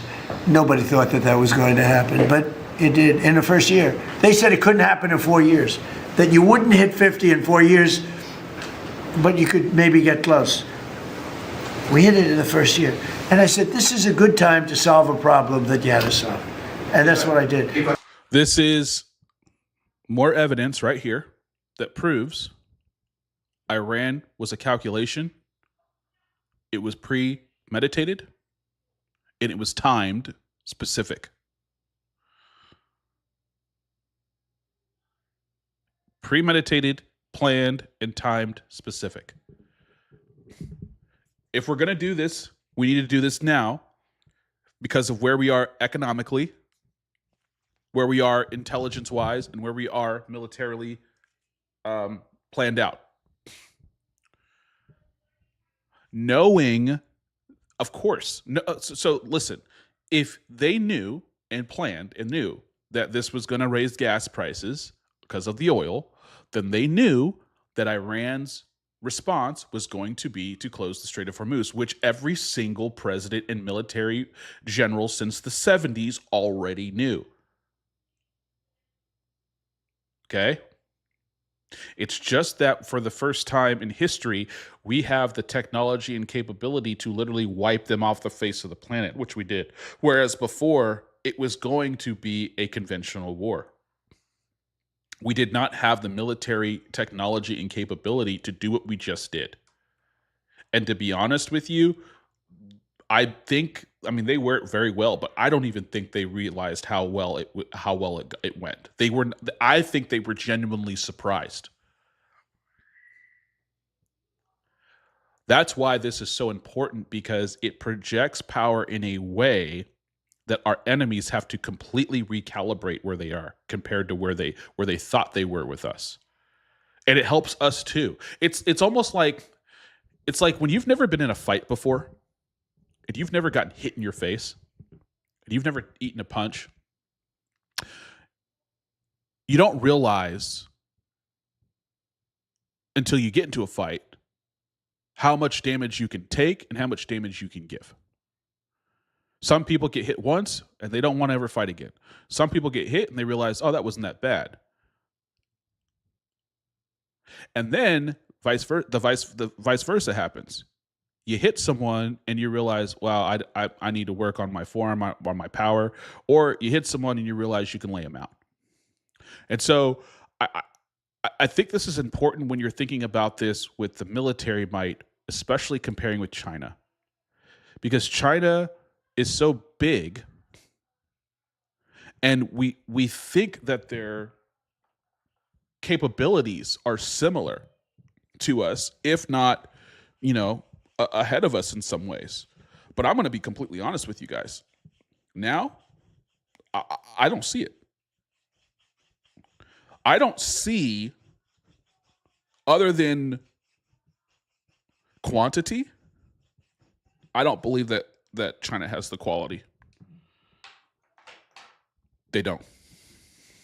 But the gas tax, people have talked about it. It's something we have in our pocket if we think it's necessary. And if I can follow up real quickly, you just recently took off, Secretary Duffy, 17,000 truckers off the road that quite frankly could not speak English, which is a safety. That's crazy. Could we ever extend that to Uber drivers, Lyft drivers, cab drivers, for someone who takes a lot of Ubers? A lot of my drivers can't speak English. Well, that's not good. I didn't like that. Go ahead, John. So that's a really good point. The problem is that our states are the ones that issue these licenses. So with commercial driver's licenses, we do have some federal control. But again, we have thousands of people who... I just want to say, too, for the record, that's also why I like doing these live streams, because they're for the record, right? I know I'm going to have to eat words later on and stuff like that, but that's okay. But I do like the fact that we get to see presidential cabinet meetings. I don't know if this was ever, I don't know if they've ever televised these before. Like, I don't remember seeing a cabinet meeting in the Joe Biden. I don't remember seeing a cabinet meeting in the Trump's first term.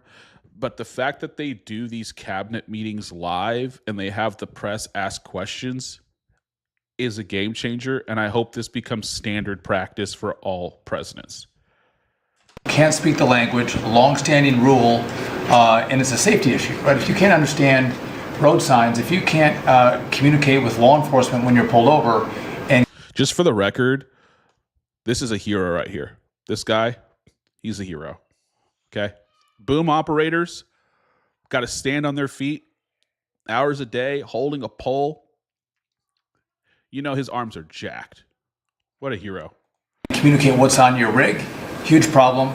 But the last administration, Mr. President, they let truck driving schools self-certify that they were qualified to train truck drivers. And so this is like the Leering Center. So you pay $800. The Leering Center. Shout out to Nick Shirley. Bro, I don't think he understands how viral that good, man. Like, good for him. Like, that's so awesome. It's like the Leering Center for truck drivers. Oh, it's great. And you get a certificate that you passed a CDL. They're all cracking up. They're all cracking up. I don't know who just laughed, but that's hilarious. Who just laughed? Who was it? And so this is like the look at Trump. He's dying. Leering Center. So you pay $800, and you get a certificate that you passed a CDL driving school. And again, they have no skills. They don't have the knowledge. And they don't have the skills. They haven't gone through any of the testing. And then they get licenses, and they're killing Americans on our roads. So it's remarkable the rot that the last administration allowed to take place. We are ending that, and I need partnership with our states. even California started to come on board. Joe. Even Gavin has started to play ball with us, which is surprising. Not all the way, a little bit of ball. Mr. President, You know, it's interesting because I just saw something that the nursing home business and the daycare centers in particular, they went out and inspected them in Minnesota, and they didn't exist. They're knocking on the door. He happens to be a young man, Nick, nice young man. Shout out Nick freaking Shirley, bro. That is crazy. It's crazy. This is America. This is why America is so freaking awesome. He is a young man who goes out on the street with a camera and a microphone and knocks on some doors and does his own investigation, puts the video online, gets like, I think 100 million views, over 100 million views. And now the president knows your name and is talking about you in a cabinet meeting. That is insanity. That is just, that's freaking awesome. That's inspiring. He's done a very good job. They're knocking on doors. It's like homes. And they're getting hundreds of thousands of that. They didn't exist. And in California, it's worse. It's even worse. And I spoke with Russell Vogt. I said, Russell, don't send them any money. He said, but we have a court order that we have to. Can you believe it? A judge. The judges are really hurting this country. Yeah. Our judges. I do think we need to do something about judges. I think judges have way too much. I think they have way too much power with not enough consequences of abuse. That's what I'm saying. I think that we need to address the balance of the power when it comes to the judicial branch. The judicial branch. Justice Roberts doesn't like when I say it, but the judges are really hurting this country. And frankly, the justices, the Supreme Court, has really hurt our country too. He's pissed off about the tariff. Really, that's what he's pissed off about, and rightfully so. You know, it does feel kind of like a betrayal, especially on the conservative side. Mr. President, do you have a new deadline, given that there are some talks now? Do you have a new deadline before taking? No, I'll announce it. I mean, right now, you're talking about a deadline for doing some pretty big damage, even bigger than we've done. We'll see. Look, we have very substantial talks going on with respect to Iran, with the right people. You know, I told you about a present, right? Steve, can I reveal the present? You can do anything you want. Good answer.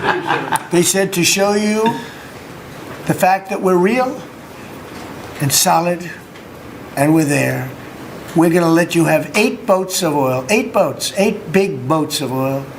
This was 2 days ago. And they'll sail up tomorrow. That was 3 days ago. And I didn't think much about it. Now, just so we understand, those boats are not boats from like other countries, like Europe, like that those are their oil boats that are supposed to be exporting oil out to China. Right? So it's not oil from different countries. At least that's what I'm understanding. It's their boats of oil that are supposed to go out, right?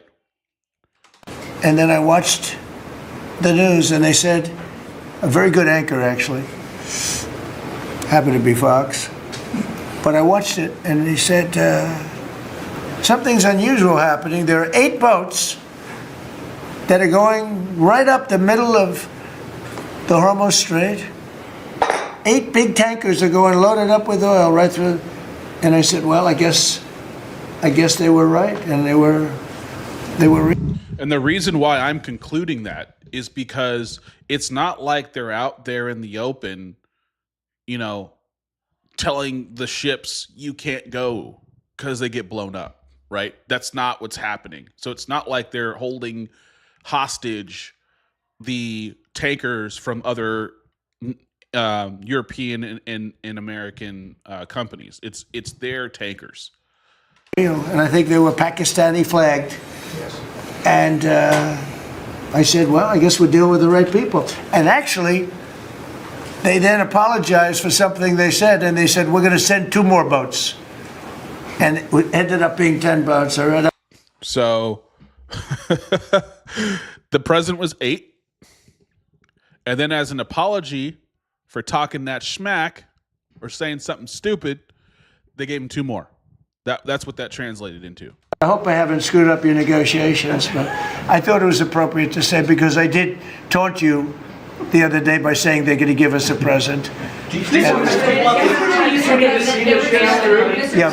2 illegal immigrants who were arrested at San Francisco airport for ignoring deportation orders. At the same time, as you highlighted, really great reception from American travelers for ICE agents. Is there a PR aspect of this that can allow future deportations to go on with less protesting, less outrage? Yeah, it's amazing, because by putting ICE there, look, the press was very unfair to ICE. So was everyone else. These are great American patriots. They have a tough job. They have to find murderers and take them out of our country. I wouldn't want to do it. You wouldn't want to do it. Most people wouldn't want to do it. They do it. And, 11,888 murderers. And that's murderers. That's not drug dealers. That's not lots of other things. It's not people from mental institutions. Entire jail populations were released from major countries and let into our country through the open border. And ICE has done an amazing job. I wouldn't want that job. It's a tough job, dangerous job. So what happens is, by putting them at the airport, and I just say, do me a favor, take off your masks. And they did. For that. Not for when they're looking for some, cold-blooded killers and they're in the, but for that. And they did. They took them off. And the passengers, I see the interviews of people, they're saying, these are nice people. One person said, he's a very strong man, but he's a nice guy. He grabbed my bag. He helped a woman with a bag that she couldn't lift. And I'll tell you, I don't want to use the word rehab because there was nothing to rehab, but rehab from the press, because the press is so tough on them. And these crooks in Minnesota, these crooked politicians and dirty cops, they're dirty cops, they're dirty politicians. Before he gets into that, I want to say this too. That's something that I think people forget. They use ICE as a symbol in their minds for totalitarianism and fascism, which is laughable on its face, because ICE is just an agency like the CIA, like the Secret Service, right? It's just an agency that's a part of the government that enforces our laws. It's a police force. It's not the Gestapo. And here's the thing: people that use these kinds of inflammatory, this kind of inflammatory rhetoric to take words from a dictatorship and to transpose it on American leaders or American leadership is not just disingenuous. I think it's vitriolic and it's evil. It's morally reprehensible, because they know they're doing it to create a false narrative on purpose, because they know it's not true. They know that Trump is not a fascist because our government is not fascism. It can't be. It could never be, because of how it's set up. It could never be a dictatorship. It can never be communist. It could never be socialist. It can never be these things unless you destroy the Constitution and the government and you remake it. That is the only way that this could happen. And so by default, any president that gets in is completely submissive to the Constitution. So that's not true. And a lot of people that say these kinds of things, they don't even know what fascism is. They don't know what these words mean. They just repeat it and regurgitate it because they've heard it so many times, they just say it. So just because ICE has a mask on doesn't make them the Gestapo. They're not the secret police and personal hammerman, button man of a dictator who has all the power in the government. That's not even, you can't even make the comparison. ICE enforces federal law, and they have done that under every single president since its creation, Democrat and Republican. So when they arrest illegal migrants and send them back to their origin, their country of origin, that's what they've been doing, and that's their job. And these are regular people. They're regular people like me and you who have a job, and that's their job. And so people in the press villainize regular Americans doing their job because they don't like the president. And that, to me, is disgusting. You don't attack regular police officers because you hate the chief of police or the attorney general, right? That doesn't make any sense. If you don't like the person who owns the landscaping company, why would you yell at the person cutting your grass?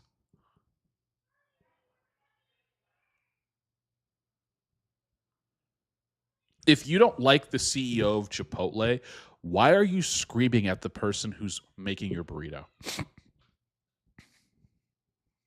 Like, how does that make sense to you?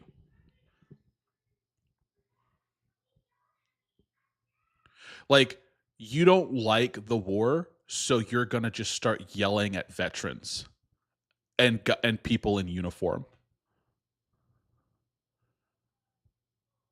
Right? Because that makes sense. These people have a job and they have orders directly from the President of the United States, who is the highest person in the government and in the military because he's the commander-in-chief. And I think that people forget that. And so when they go into the airport and the mask is off and they're not just looking at, they're not looking at a caricature of someone, but they're actually talking to someone, then they realize, oh, this person's a human being. Yeah, no freaking kidding. How sad that we're so quick to forget that these people are human and they have families and they're doing a job and collecting a paycheck and putting away money for retirement. And guess what? They're protecting you. I think that's the saddest part of that to me, is like their job is the protection of Americans, and Americans who are ungrateful, who don't even think about that, take it for granted. And those same people take for granted the police. They're the first person to say the police are terrible and, all this other stuff. But when shit hits the fan, they're the first people to call the police. Just like, my wife sent me a clip of this woman talking about gas prices and talking about how the privatization of things is evil, which makes her a communist. But she won't give away her car or her house or all her money or go live in a commune. Will she? No, because they're hypocrites. And they fully are not, they don't understand what it is they're saying. All right, let's do a couple more, and then we're going to hop to the next topic. Waltz is a dirty, crooked politician, and the Attorney General is a crooked guy. His budget.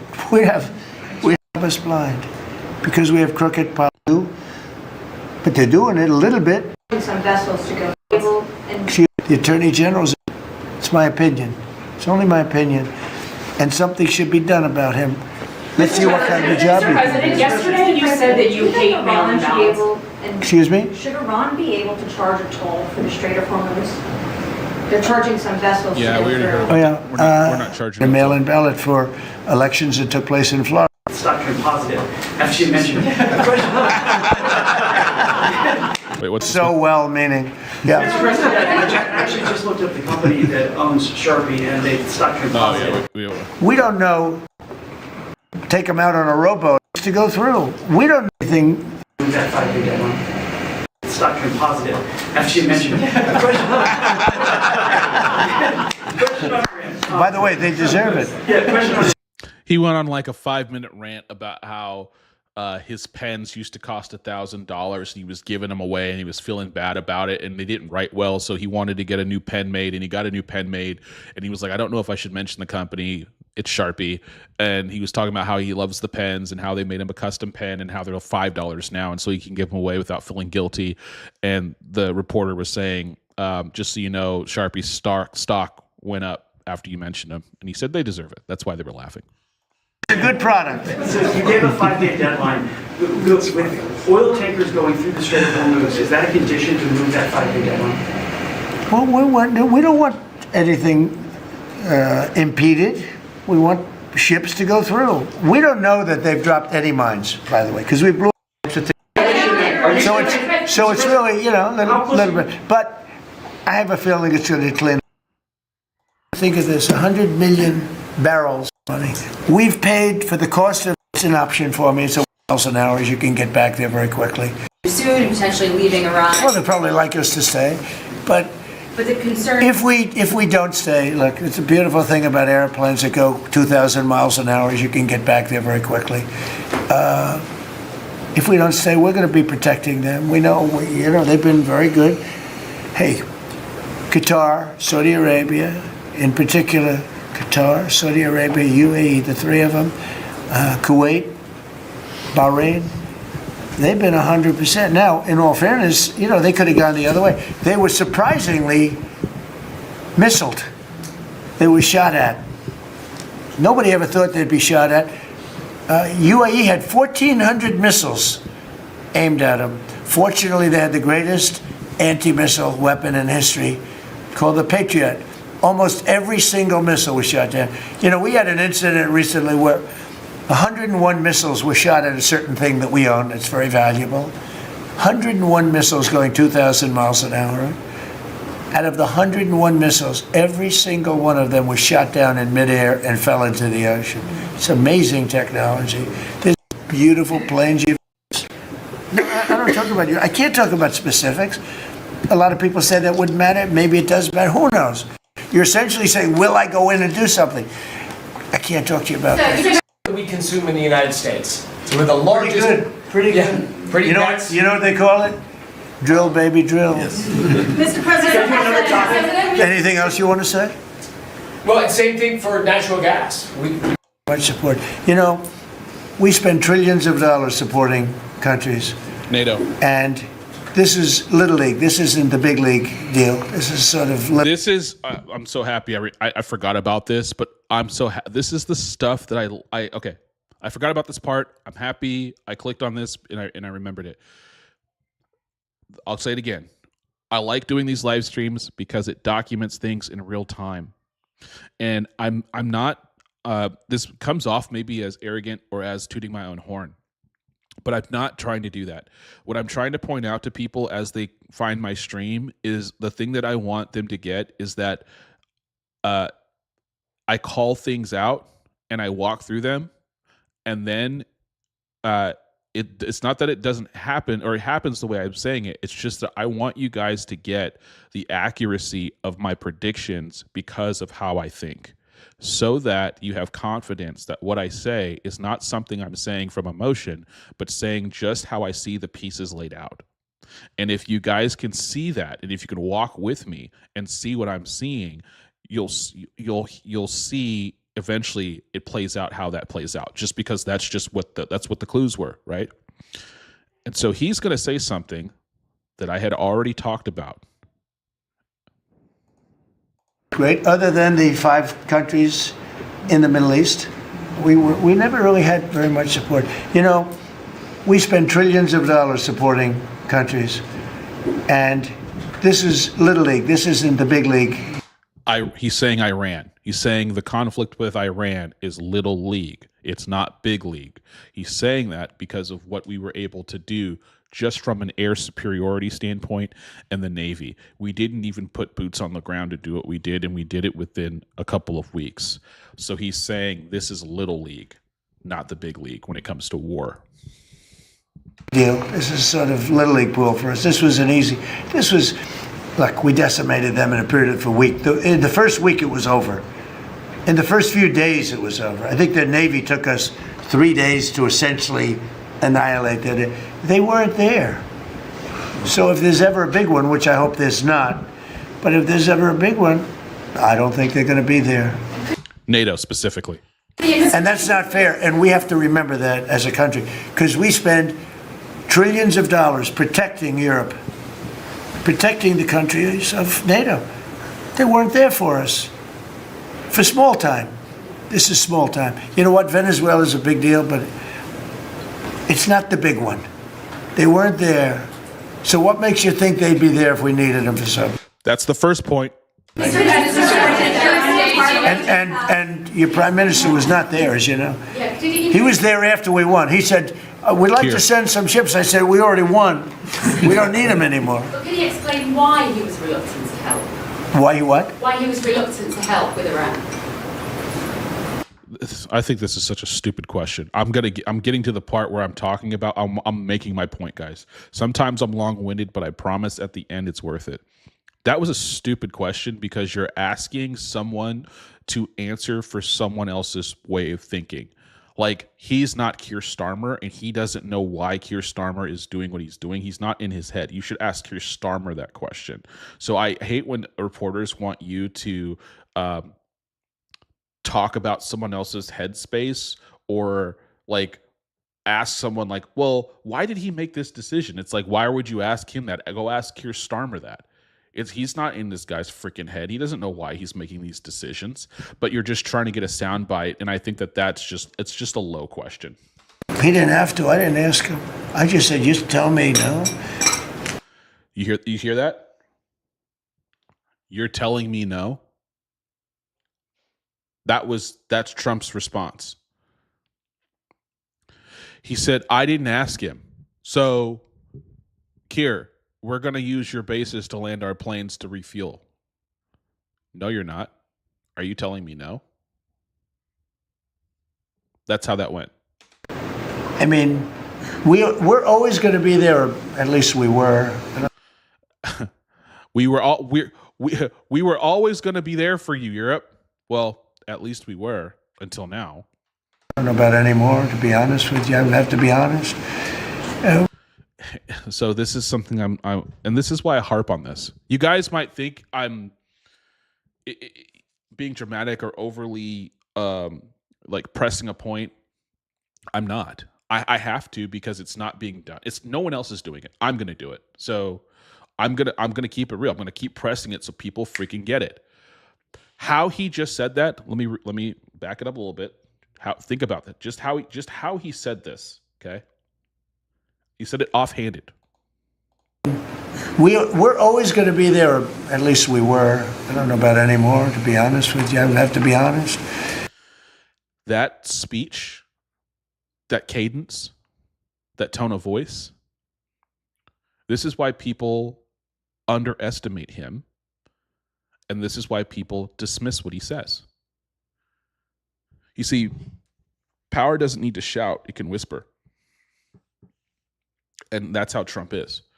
He's very offhanded. He's very off the cuff, but he's not saying things out just willy-nilly. He's calculated with what he says because he knows what he says has an impact, right?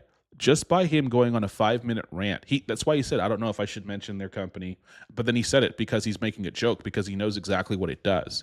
And that's why that he says Sharpie, and then their stock is up like that, right? He doesn't. The questions. The first question. What was the first question? And he basically embarrassed the reporter by saying, "Why are you asking me that question? You know I can't answer that question." And there were several of those questions. He knows what he's saying. It's not that he's saying stuff and he just doesn't know what he's saying. He knows every single word he's saying on purpose. So when he says, I don't know why you're telling me no. We were always going to be for them, but I don't know if we're going to be there for them now. We can never forget. That's what he's saying. And he's saying, this is little league. This is the small time. So if they weren't there for us for the small time, Why do we think they're going to be there for us when there's more at stake? Which is not only a legitimate question, it's the crux of the question, or the crux of the matter. This is what I have been saying from the beginning, okay? That's just one part of it. It gets better. We were always there when they needed help. World War II. Cold War. We always would have been there when they needed help. And also, too, it's not just the wars with NATO, okay? See, NATO, what NATO has gotten out of America, besides literally all the money, is the deterrent. The nuclear umbrella and the might of our military. It's a deterrent. Okay? There is more value in the deterrent of America than America actually having to go to war. Because, like, here's the difference between America and the rest of the world. The rest of the world, like the European West, has rested on the laurels of their forefathers in previous wars to project power. That diminished because they stepped away from innovating and investing in their defense, and they relied on America only because they wanted to create a globalist system in which they were going to leverage the American taxpayer and use them to fund their defense and their lives. That's what we were, basically the battery for the rest of the West. At our expense, the American people. They were siphoning, they were vampires. They were sucking the lifeblood of America to fund their lives and their defense.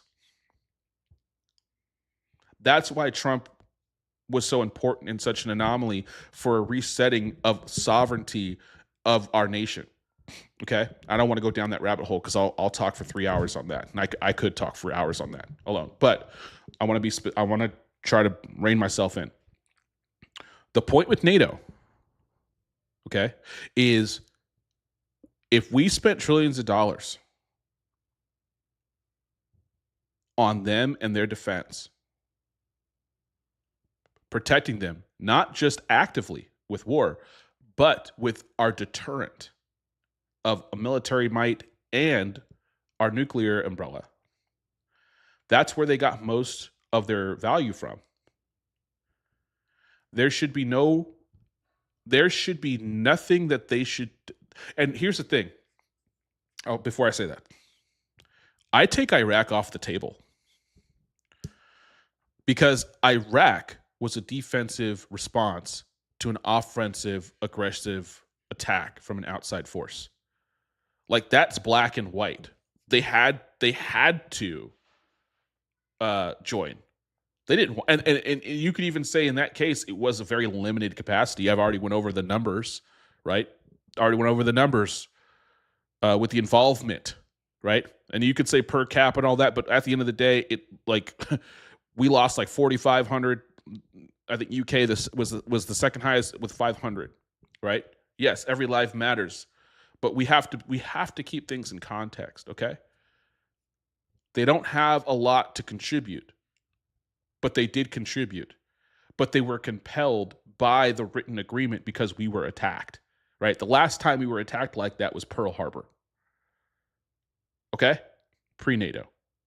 So I take Iraq off the table, not to diminish what they've done, but that's literally the one time.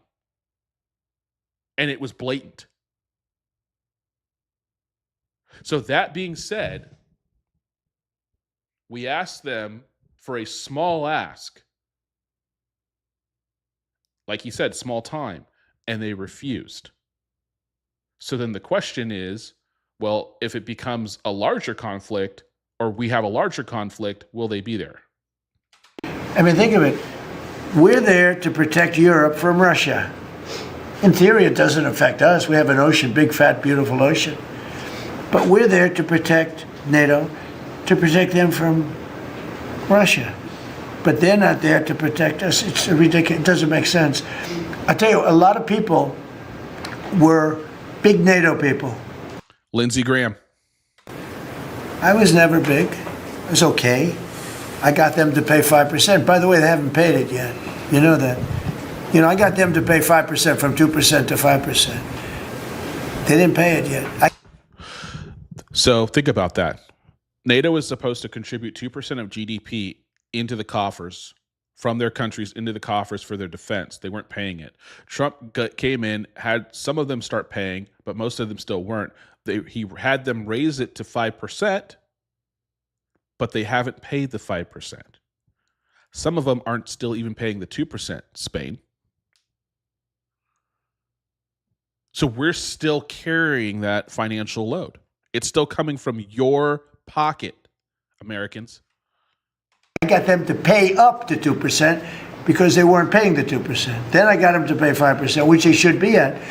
And we had a lot of, oh, that was great. Oh, only Trump could do it. But the problem is they haven't paid. So stop, pause. This is so important, guys. Like, and this is what I'm talking about. These little reveals are very important to understand, because what he just said is, and it also gives you insight into him, right? He just said, oh, you have all these people saying, Trump, like only Trump could get us to pay 5%, only Trump. And who is that specifically to? What was that who's that comment specifically to? I'll show you.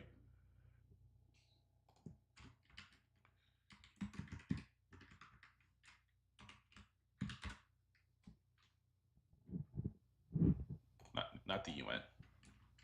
NATO. It's to Mark.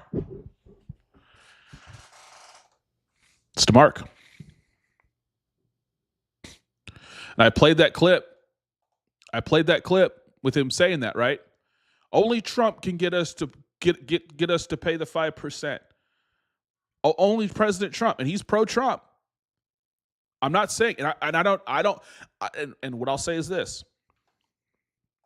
If he just said, oh yeah, they talk a good game and they say that they're going to pay, but they haven't paid, what does that mean? Trump is not dumb. He's not going to get buttered up because you're out there talking on the world stage about how much you like him and how important he is and how he did everything if the actions aren't there. Right? So that's where he's at. So when people say, "Oh, all you have to do is, tell him you like him and he changes his mind." No. That's not true at all. That's why I told that Robert F. Kennedy story. Right? About him suing him and then him ending up just giving Robert and his wife a ride on his plane back to Florida. Because he understands the game. He doesn't take it personal. Trump doesn't take things personal at all. Unless you mean it personally, and then he'll take it personal. But this is the game. This is the blood sport. He plays it for the love of the game. That's why he's in it. So with that mindset, he doesn't care if you're saying all these nice things. Like, he likes it, but you're not manipulating him of it. He's not being manipulated of it. And so when he says, "Great, you're saying all this stuff, but you still haven't paid," his eyes are wide open. So this Mark, the secretary of NATO, this is a direct, I don't want to say like attack. It's not an attack, but it's a direct statement to that guy and NATO to say, you can talk all you want, but I don't see the money. Which means it is about the money, but it's not about the money. It's about the principle. It's the fact that he has made his position clear, and he has made the position that it's not fair to America. And if you actually respected us and treated us as true allies and partners, you wouldn't be using us this way. And I've already tried to clean it up and giving you a deadline and giving you guidelines, and you keep going out here saying how much it's great, but you're not doing it, which shows us where your priorities are. And then when I ask you for help, which is a low ask in a low condition set, you don't show up. And now he's going to say the thing that I said from the very beginning, that is what I was trying to tell you guys before about just being able to see things and walk through it and have pretty accurate predictions. Because if you look at the numbers, they haven't paid yet. So we were there for them, but they were not there for us. Did we need them? No. I never thought we needed them. I was more doing a test. Yep. Yep. What did I say? What did I freaking say?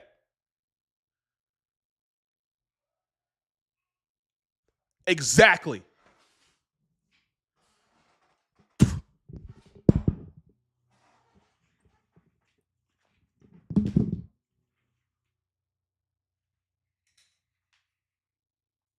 Let's go. Let's go. This is chess, not motherfucking checkers, boys. This is chess.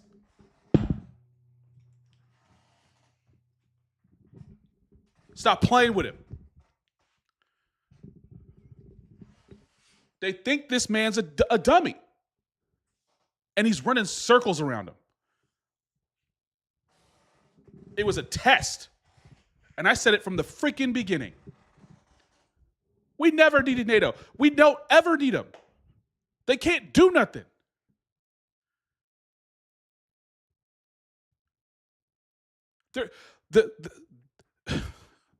Guys, look at Iraq, man. Like, let's just keep it 100. No one's dismissing the contribution, but it's like if I contribute 98% and you contribute 2%, if I take away your 2%, does it really change anything? No. But the fact is that we're supposed to be allies, partners, and friends. And so if I'm in it, you're in it too.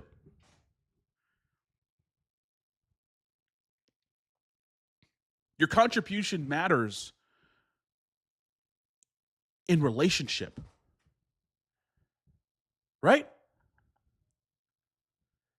If you're married, it's not 50-50. It's 100-100. And if your partner is at 50, you're at 150 because you got to pick it up and you got to help. And vice versa. America displayed, and he said it perfectly, we wiped them out within the first 3 days. They had no Navy. Within a week, it was over. Then Kier wanted to send an asset, which he didn't send still, couldn't send still because they don't have a Navy. They got more admirals than boats in the UK. It's terrible. Can't get his stuff together. Can't do nothing. Can't respond. They're impotent. We knew that, which is why we didn't ask for assets. We asked to use your bases. The lowest possible ask. And it's what I said. It's exactly what I said. It was a test. And what did I say before? What did I say before? And I said it because I remembered. I remember. This is the thing. This is why I have the talent. I do. I'm not tooting my own horn. I'm just saying this is what I do. I retain the information and I synthesize it and I remember. I retain and remember. And I add it up. And it's the stuff that he says offhand that reveals. And that's why I'm pointing it out to you guys. And I'm pointing out the tone and how he says it because people won't take it serious. And he does it on purpose. He tells you exactly what he wants you to know so that he sets up the position so that when he makes the decision, it's not like he didn't say it. It's just that you decided not to take him serious, you fool. And then you make the same mistake over and over and over and over and over. And he runs circles around everybody. He says things and they don't take him serious. And then when he does it, that's why I put that clip out. I said, how many times does he have to say the same thing before they take him serious? That's why Iran is where they are right now. They didn't take him serious. They're still after, think about this, guys. After American soldiers have completely wiped out their entire leadership and military, they're still on Twitter talking shit.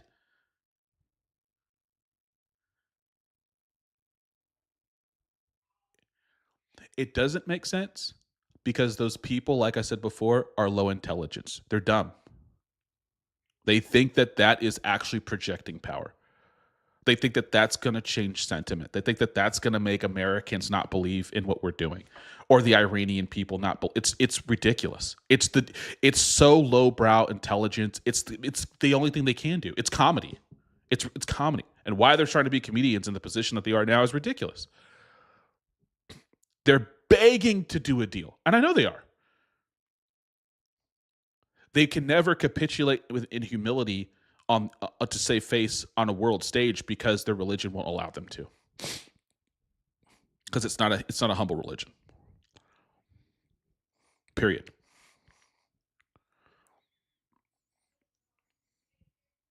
It was a test. And it was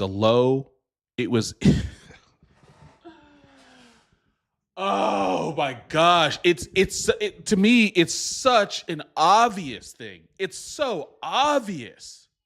It's so painfully obvious it was a test. And it was like he just walked you down. It was like I'm watching a rap battle and he just walked you down the whole time. He just Kendrick Lamar'd you. Just walked you down the whole time, and then he just it's just like, what are we doing here?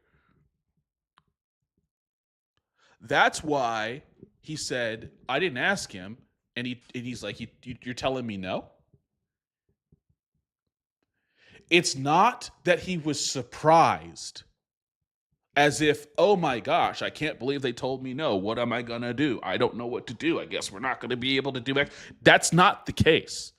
This was not planned with the need for NATO involvement at all. It wasn't even planned with NATO involvement. I'm sure there was things that they could do quicker.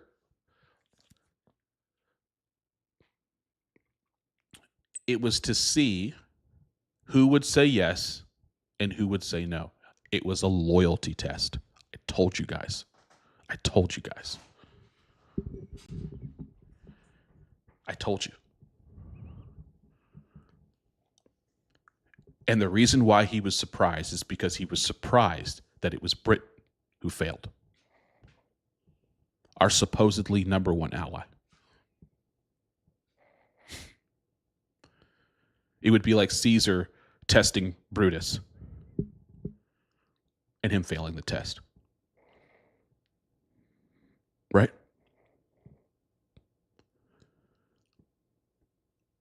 And Trump, what is Trump on record saying? Keir is a very nice man. He just sucks at his job. And it's true. I don't know Keir. I don't like him. I don't like his face. I don't like his voice. I don't like him. I think he's a terrible politician. I don't know how he got where he is. He made a very bad mistake with the ambassador and Jeffrey Epstein. He's terrible. I don't know how he's still where he is. But the fact is he failed. France failed. Germany horribly failed. Spain, we don't even need to talk about Spain. Spain's a lost cause. But I think the thing that hurt him the most was the UK. It hurts me too. But when I heard this, I just felt so vindicated. Just like I felt so vindicated with the Alan Richardson story. Because I called that entire story. When I walked through that on my stream and I went through the neighbor's story and I did the side by side, that I was completely right. This is someone, and I hope I'm convincing. I hope out of the people that watch this stream and just watch me in general, I hope I'm starting to convince people to look at this president in a different way and analyze it from your emotion and from what he's saying, not how you feel about what he's saying, but what he's saying. Because what he's saying is telegraphing what is happening in real time. And every time he says these things, they come true. And the reason why it's important to hear that and see that is because you're going to see things happening in real time that are affecting the lives of everyone.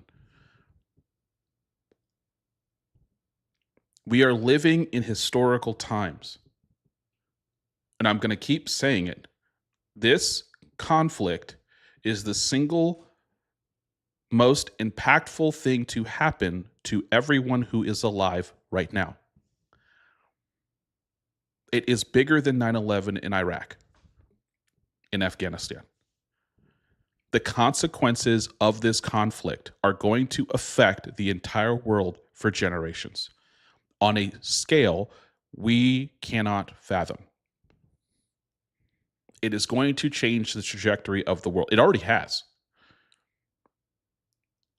It already has. It's a COVID event change, right? The world has never been the same after COVID. It never will.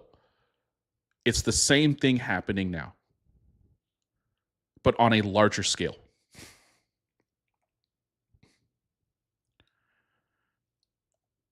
I personally think that it's going to be a prosperous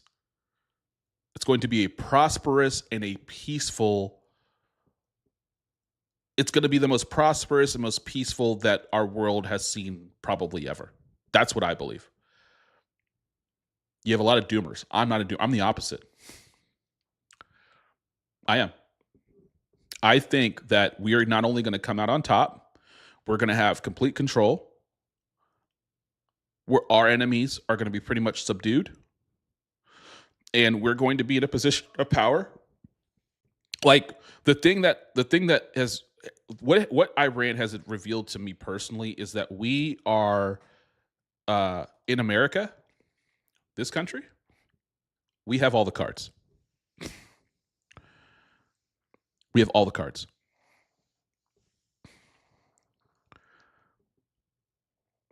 Like you see those YouTube videos where it's like, British family reacts to United States military, or like North Korean general reacts to United States naval power or something like that. America is unique because even if you combined all of the armies of the world,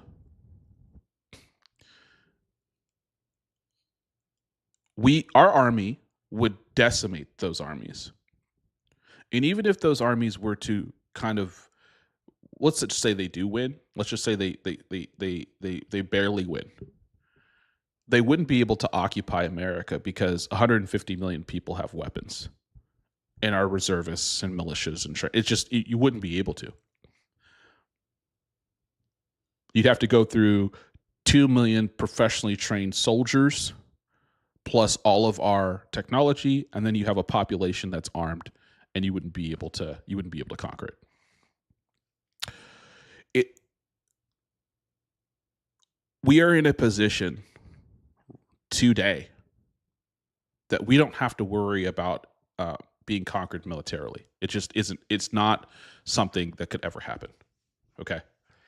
What we have to worry about in our country is our morality. That's what we have to worry about.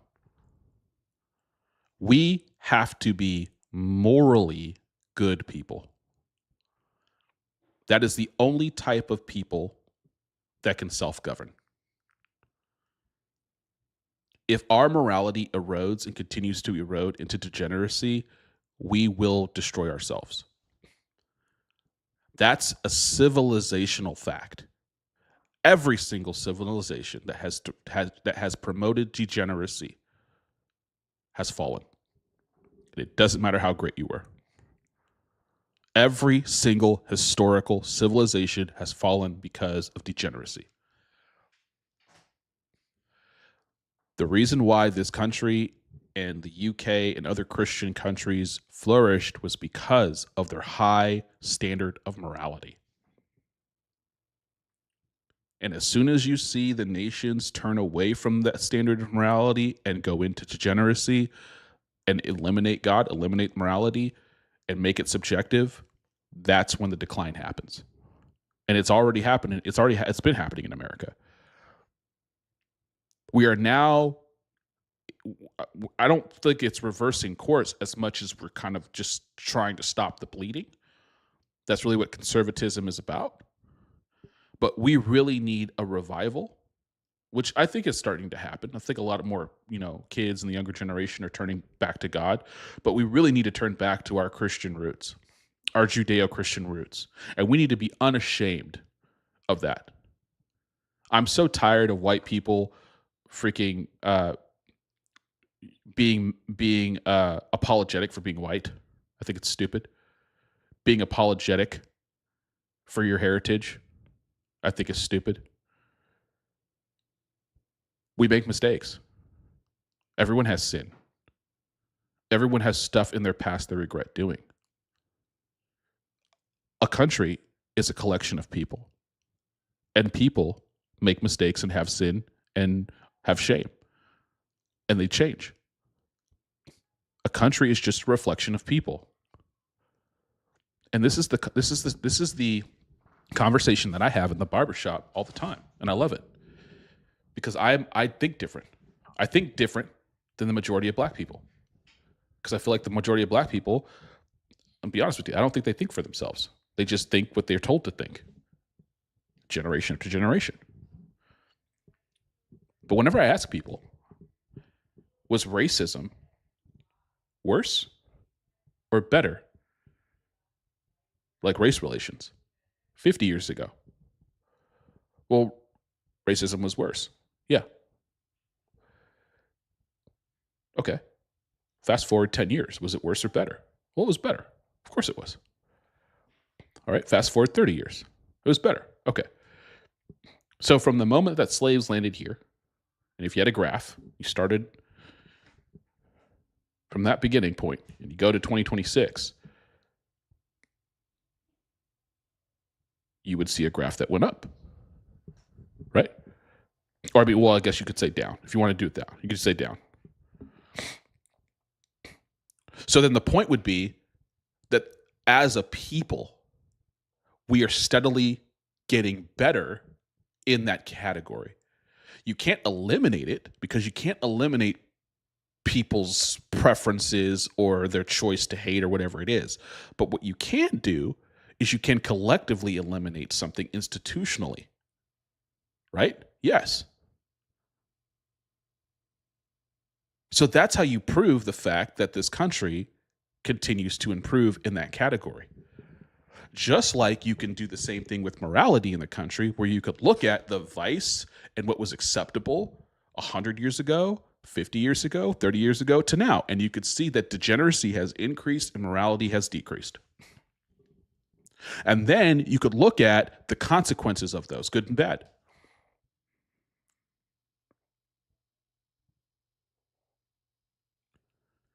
We have to face that. We have to face that. Because if we don't face that and we ignore that, all this military stuff, all the stuff that we're doing, it won't mean anything. We'll win all this stuff to just lose it all. Because we will do it to ourselves. We will do it to ourselves. We will give it away. We will lose it. Not because it was taken away, it's because we did not cherish it. We wasted our inheritance because we were degenerates and we did not appreciate what we have. We will be the prodigal son, but we won't have a dad to return to because it'll be burned to the ground. And I think that is something that as a people, as Americans, as the shining beacon of light in the darkness as people want to think that they are, that is a falsity if we aren't actually moral people. And when I mean moral, I don't mean subjective morality. I don't mean whatever it is that you prefer. I mean an external objective truth, which is on the Bible. And you can cry all you want. You can complain all you want. You could say, oh, Kyle, I don't believe in that. I don't care. Because if you're an American and you grew up in America and you believe everything you believe, it's because you believe in a Christian worldview. That's a fact. You can't even think differently without that worldview because you've lived in it. You are the inheritor. You are the beneficiary of that worldview. You take it for granted. The fact that you can reject it is the fact of you being a beneficiary of it. All of our laws, our way of thinking, the way we put together our system of rights, all of it presupposes God and presupposes the God of the Bible. And there's no argument. You can't argue that.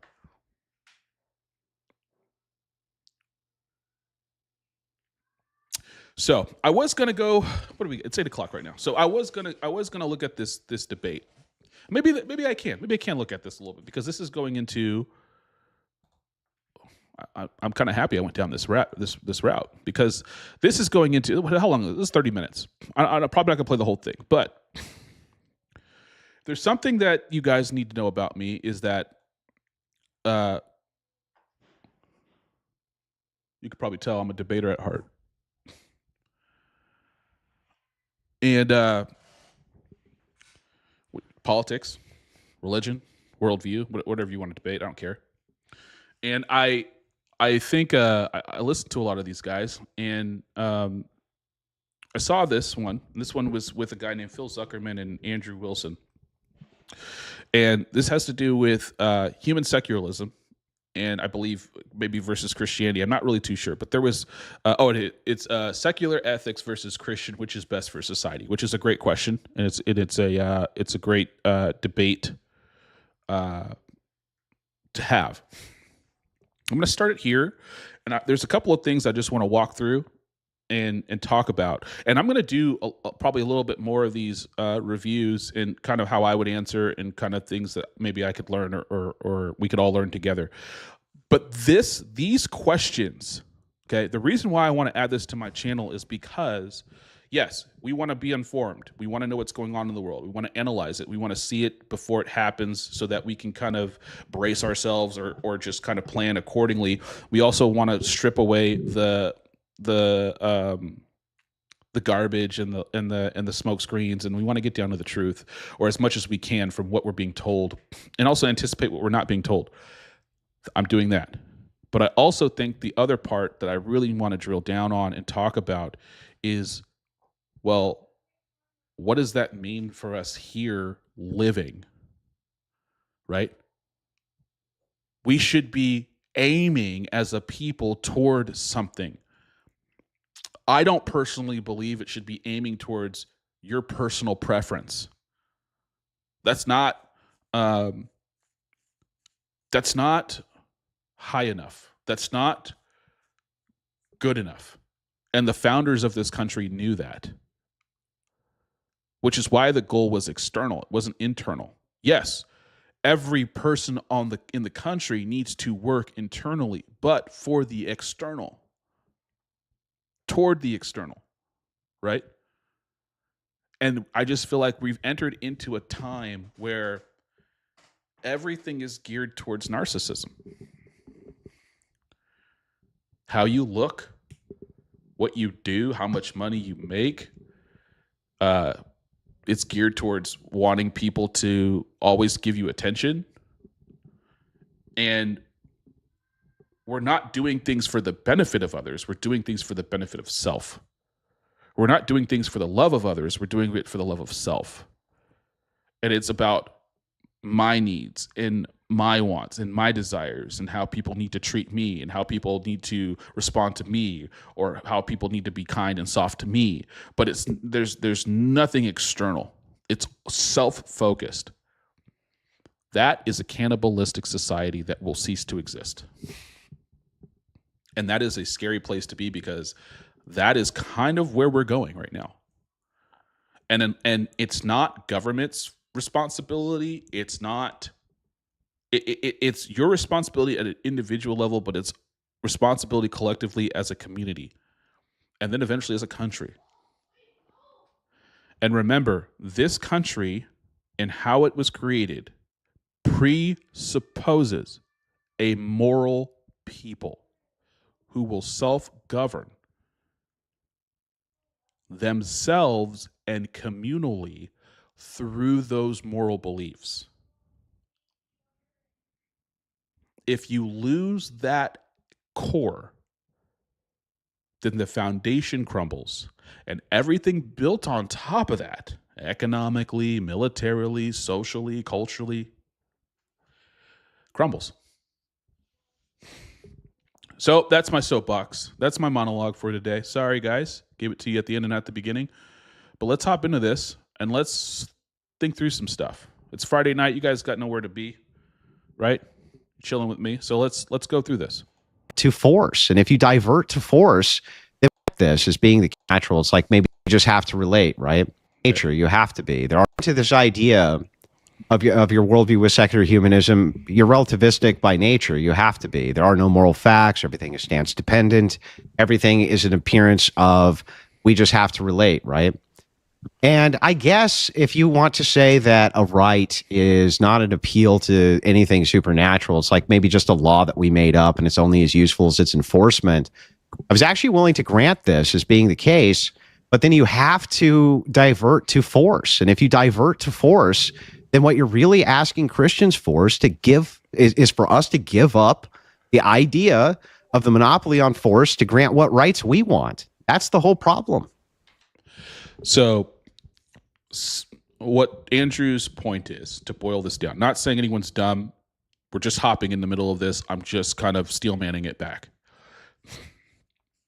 The human secularist has to say that there is no God. Therefore, rights are not grounded in the supernatural. They're not grounded into an external force or word of God that tells us what's right or wrong, or what's good or bad, or what's good or evil, right?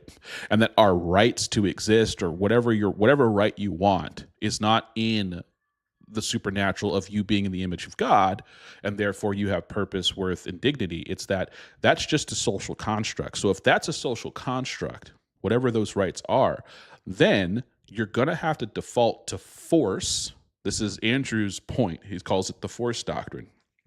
And if he ever sees this stream, or if he ever sees a clip of this, I hit him up on Twitter to ask him specifically about a part of that, and hopefully he responds. But the point is that in order to enforce those rights, because this is why it's important when I talked about the morality of a people being moral, is because if you are a people who believe in God and have a morality that's outside of yourself that you adhere to, like let's say the 10 Commandments, or let's just say an external source, then you're self-governing to that, and you're holding yourself beholden to that. And so you're going to course correct because of that, right? And you believe in that as the grounding of what you receive as far as rights go. But if you're not in that, then what that means is that everything else has to be coerced, has to be enforced, right? And so if it's enforced, then that would mean that whoever has the power to force, or who has the power to defend their rights, gets those rights. And so his point is, you are going to have to default to that, right?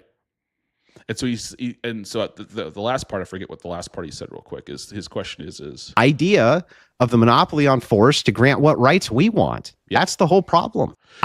So the idea is that, like, you can't complain that the Christian wants the same thing that you want. Why do you get to enforce or not impede, but press upon? Why do you get to assert and the Christian does not, if that is your worldview? And if we have the power, right? That's the point. Of the monopoly on force to grant what rights we want. That's the whole problem. Yeah. I guess that's the whole problem with the idea of secular humanism versus Christianity. It's a pretty simple critique. Like, why should I give them up? You say, well, you shouldn't. And it's like, okay, then. Right?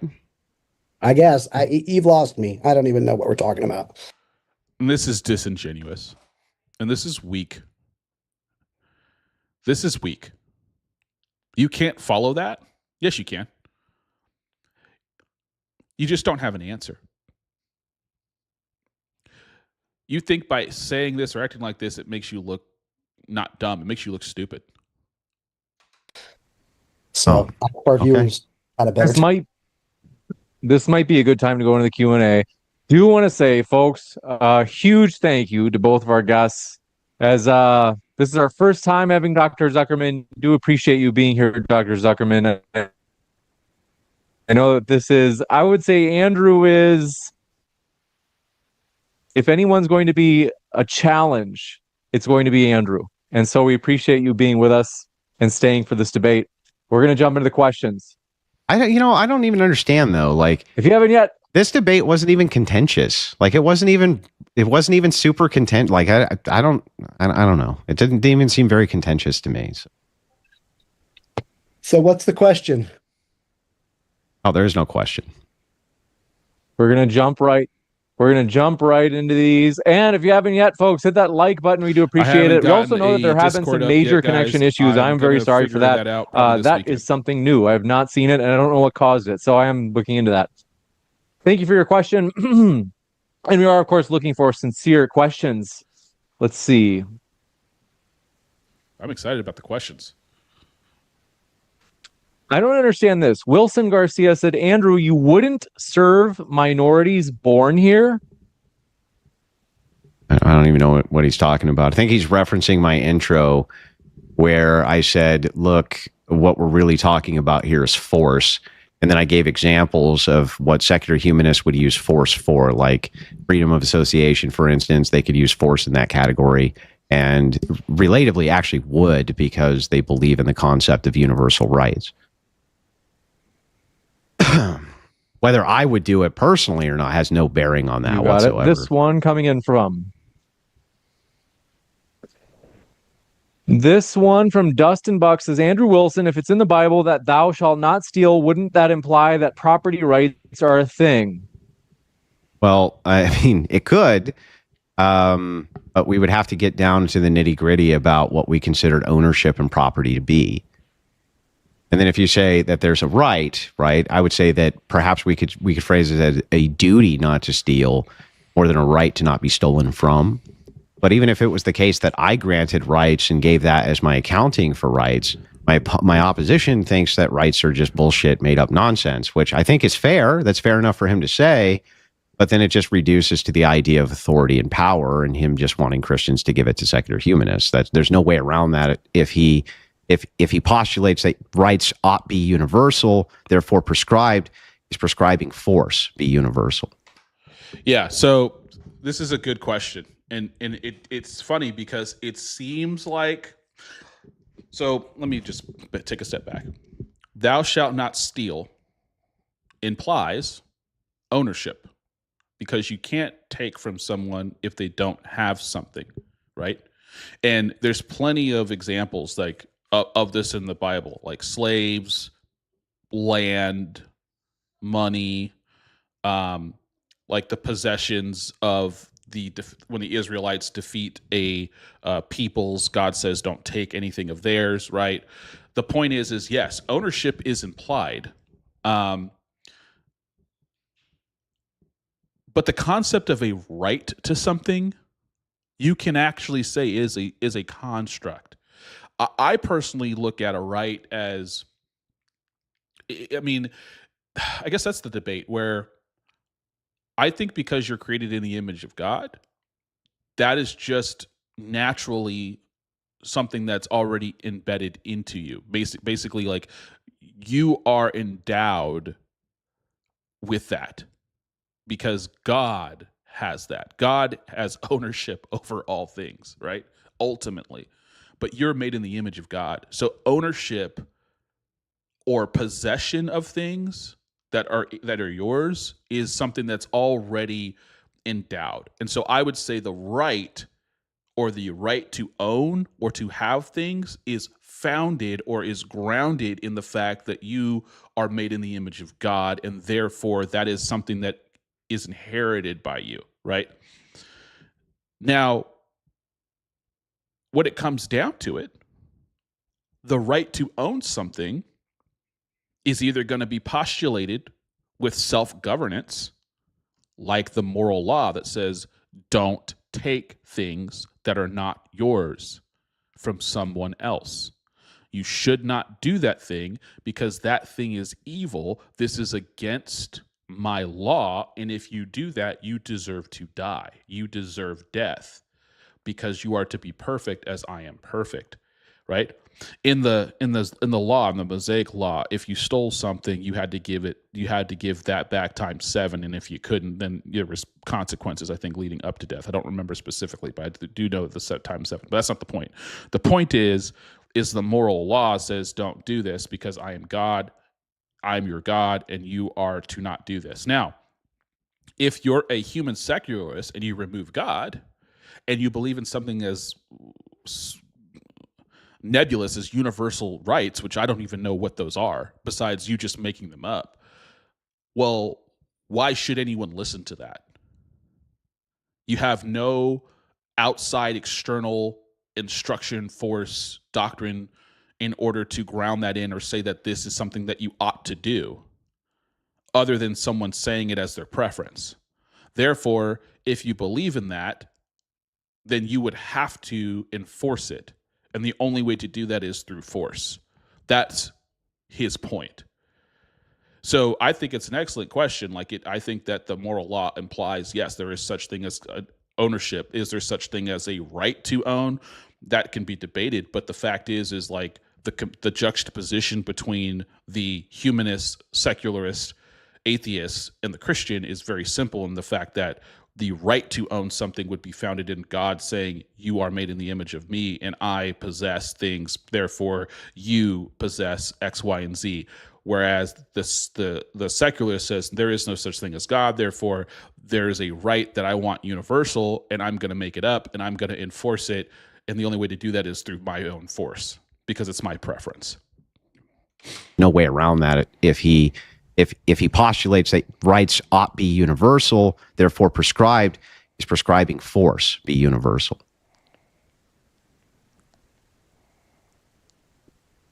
This one from Rachel Wilson.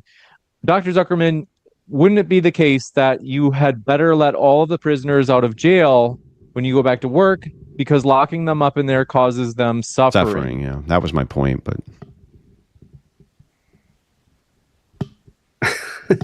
So this is, I guess I'm a John Stewart Million or whatever. Like, I guess this is, that question to me is sort of silly, but I'll do the best I can. I believe that humans collectively. The reason why he thinks it's silly because he's going to contradict himself. And it's because secularists borrow the Christian worldview in order to make theirs comport. The reason they do this is because they cannot escape that they live in a world created by God, by their creator. It's Romans 1. Men in their unrighteousness with the wrath of God over them suppress the truth in their unrighteousness. Knowing God, they do not give God thanks or glory, and in their minds they are futile. They are made to be futile. They are darkened in their hearts and in their minds because they refuse to give glory and thanks to God, even though they know there is a God. That's what happens. So what they do is they take for granted good, evil, love, right, wrong, all this other stuff. They know in their hearts these things are wrong, but they refuse to admit why. And it's not just because they feel bad or because it's their preference. It's because they know that the God who created them put it in their heart to know that this is evil.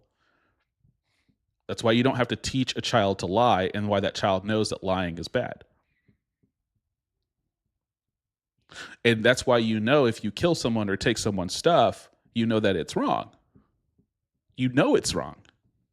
You might say there is no God, but you know it's wrong. And you know that it's wrong, not because there's a law, but because there's something pressing on your heart. And even the serial killers, even the evil people, even the worst people you could possibly think, they know it's wrong too. It's not that they lack the knowledge. It's that they've given over to their sin. They've given themselves over to it. And they know it.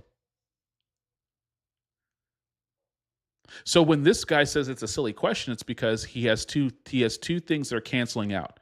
I know that the person in jail did a wrong thing and deserves to be there because they did a wrong thing, but he can't define wrong because he's a secularist. He can't define evil. But also because he's using the humanist, atheist thing about how we need to maximize our species, and that wrong would be suffering, right? My morality is going to be reduced down to whatever limits the amount of human suffering is the right thing. And so when Rachel presents a very simple question, it is a gotcha question because it proves the point. Can agree on certain ways they want to live, and they can agree that when people violate those, there can be certain consequences. Those consequences can be nonviolent or violent. And that's why this doesn't work. What he just said doesn't work, because the simple question is, if a group got together and decided that rape was okay, then in his worldview, it would be okay.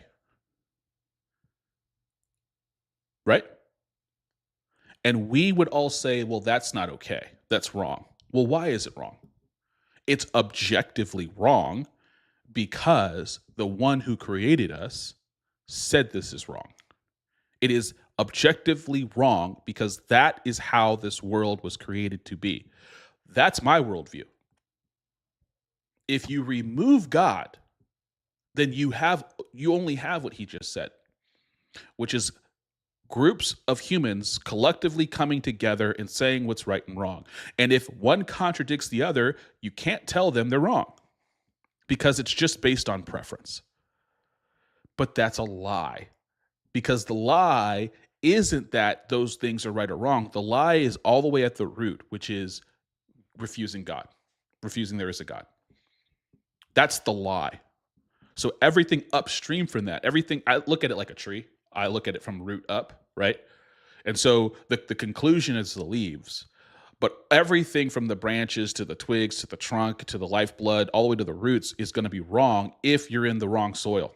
And the soil has to be God, right? So if you're planted in not God, then everything in that tree is off. And your conclusions are off. So that's why what he just said will never work. It won't work because humans won't agree with that. They naturally don't. And that's why I said earlier, when you're in this country, you grow up in this country, you take all of this for granted because you live in a Judeo-Christian world, a worldview, and a country based on those values. And so you grow up with those values regardless of whether or not you believe in the Christian God or not. You just do. And you know it's wrong. Right? And that's the clash. Right? That is the clash. You could say, well, if you drive drunk, we're going to remove your right to drive, and we're not going to imprison you, but we will take that right away. You're going to lose your driver's license. Or we could say, if you drive drunk, we're going to hit you with 40 lashes. But you can't do that without force.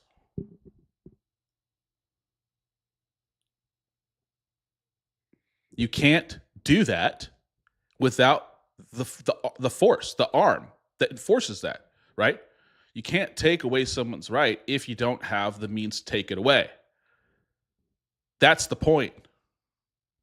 We can decide what those consequences are. I'm reading a book right now on Lewis and Clark's expedition, and when people in their group did something wrong, they had a court martial and a trial, and all right, you get 50 lashes because you stole somebody's rations, and they would whip them. So we get to decide, and this is what humans have been doing for all of recorded history, making rules to live by and deciding what those consequences ought to be when they are violated. And there's no universal by force.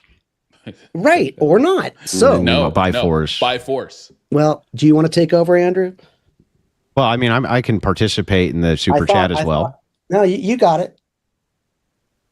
I was trying to develop a thought, but you can take over. What a crybaby. Oh, gee, I'm sorry. Did I interrupt you during a debate? And it's terrible. I'm a terrible guy. Such a crybaby. Well, let's give him a chance to finish the thought. I'm good. A chance, Dr. Zuckerman. I'm good. If that person who asked that question doesn't understand how these things work, I don't think anything I could say could make it make sense. No, well, I can make it. This is so limp-wristed. This is so limp-wristed. This is someone who, when pressed, crumbles. If your ideas hold water, defend them and make a coherent argument. It's a legitimate question.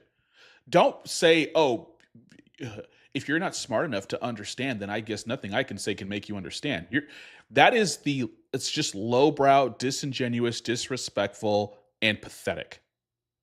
I can make it make sense. And you're supposed to be a doctor?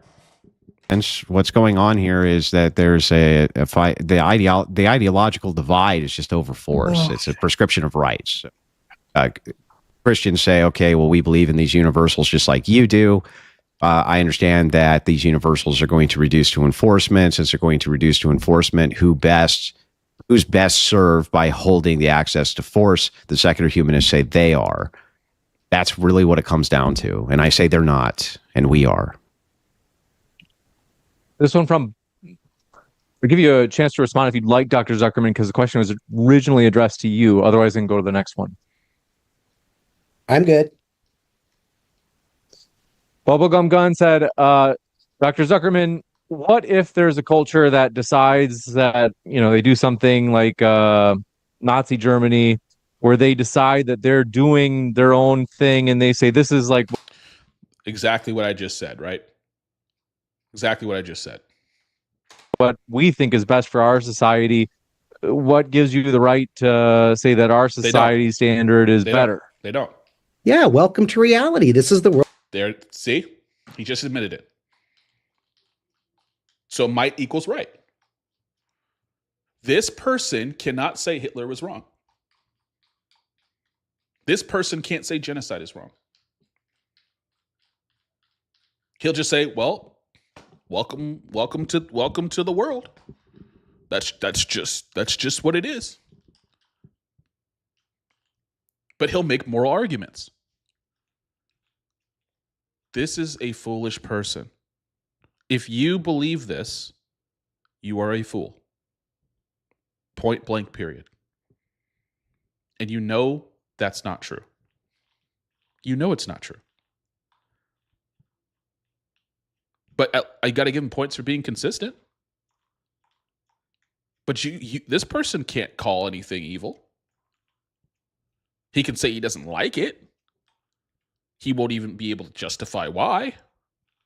He just feels icky about it, but that's it. He can't justify it. He can't ground it into anything. He can't explain it. Because once you get rid of God, you don't have anything. You don't have anything. You just make it up. And so if Nazi Germany says they want to exterminate all the Jews, you can't say it's wrong because you don't believe in that. That's why this worldview is bankrupt. And it leads to degeneracy and debauchery and emptiness and all kinds of evil. That's what gave rise to Germany, Nazi Germany, this worldview. That's exactly how you arrived at Nazi Germany, is this worldview and this belief that I have the power and no one else can tell me not to. Therefore, I'm going to do it anyway. And that's what Hitler did. And that's why he blitzkrieged all the way across Europe and decimated everything, because he could, and no one could stop him, and no one could tell him no. That's how we arrived there. And guess what, guys? History will repeat itself if that worldview is able to take hold again, somewhere, somehow. It's the opposite of Christianity.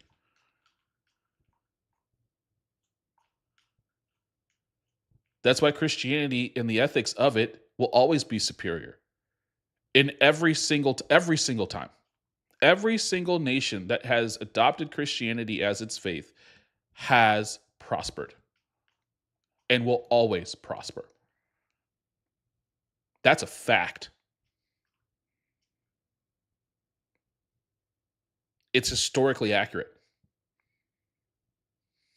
World we live in. I don't see how a God helps us that. All you're doing is saying, well, my God says this. And then the next person's like, well, no, my God says that. Or that's not what's happening here. That's such a reductionist statement and a lack of understanding from someone who claims to be a doctor, probably of philosophy or whatever. That's not.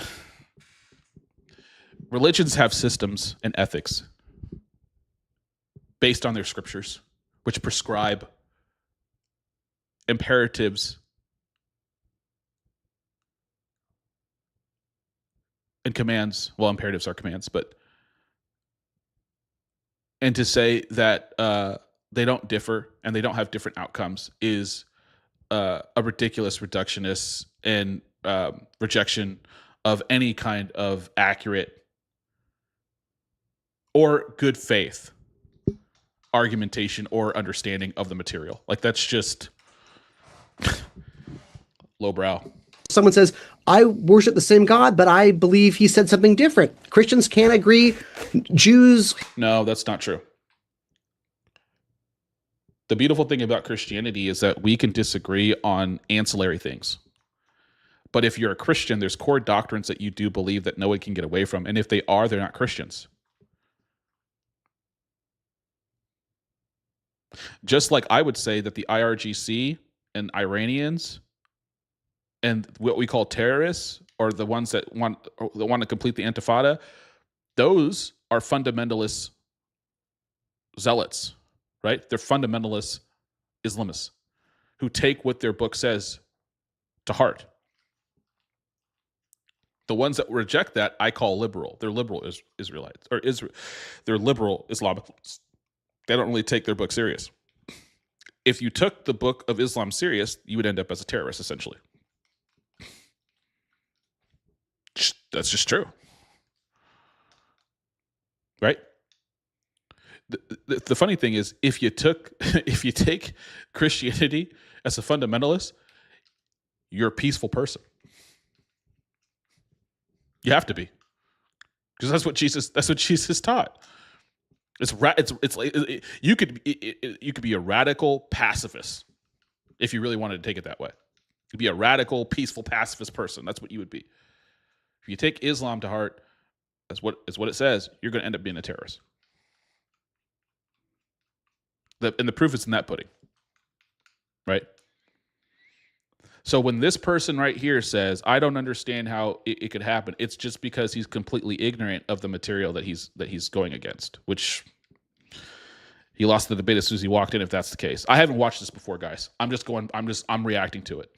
Hindus, Muslims all disagree on fundamental questions of, like, I know Christians who say God supports gay marriage. I know Christians who think they're the same God doesn't support gay marriage. I know Christians who believe that God wants there to be interracial marriage, and I know Christians who think so adding a supernatural God actually just makes it all the worse. So to me, we have to engage with each other. different cultures, it's an empirical fact that different cultures have different norms and values. We have to figure out how we're going to live on this planet together. And sometimes we have to resort to force. Sometimes we resort to persuasion. I mean, sometimes, should you chop a child's foreskin off their penis? That's a violent act. To some cultures, it's noble and moral. And in other cultures, it's violent and immoral. So do we take up guns or do we try to discuss? My answer to that, I don't have a magic wand that can just tell a culture, you ought to believe this way. We're all in a fucking ship. We disagree on whether we should eat animals or not. We disagree on what to eat, who to sleep with, how to behave, all of these things. That's reality. So just saying, well, my God says this isn't going to help us. In fact, it usually makes it worse, because as soon as you say you're on God's side, then there's nothing to appeal to, and there's no common ground. It's just, well, if it's God, that's that. So I think your question is a deeply profound question. I don't have a great answer other than to say we have to figure it out. And no, there's no magical umpire. And even if there were a magical umpire saying do this, then we're just do we all hear the same command from that God? Doesn't seem that way. Mormons hear a different command than Buddhists, than Muslims. Even Muslims can't agree. Even Christians can't agree. So this notion that a God, first of all, you would need to prove to me that there is a God. And then second of all, you'd have to prove to me that you're getting God's correct message. And good luck proving that. It's impossible. So what I would say to you is, yes, there are cultures that do horrible things, in my opinion. I can't say in some grand way, but from my cultural vantage point and from my experience in life, I feel like they're doing horrible things. I would like them to stop. Is the best way force? Maybe. That's what the Civil War was about. We had to fucking take up arms, right? Maybe sometimes you can do things without violence, through persuasion. India was able to kick the British out through nonviolent means. I mean, so, but what's so strange to me is that, Andrew has just never, it's like I have to somehow defend natural conclusions based on observation and suffering and heart rates and hunger, but he doesn't have to prove that there's a magical invisible deity. It's just sort of taken for granted. So unless he can provide some proof, he and I are in basically the same boat. The only difference is I'm not adding anything. So I'm not adding a God to my mix. I'm just saying, here we are. I don't know why. So I don't know how. Would it be fair then to reduce the answer to nothing to the question? So the question was, what would actually give you the right or ability to say that this other culture is inferior or worse than your own? Nothing, right? Well, what would give me the right to say that? Or no, the right. If it's a right, yeah. I would just feel it. I would be That's like, it. that's wrong. Yeah. Nothing gives me the right. I would just feel it. And see, this is the point. If you are a naturalist, materialist, humanist, secularist, and you believe that you evolved from fish, who cares what you feel? How can you rely on your feelings? Your feelings are just chemical imbalances taking place in your in a body.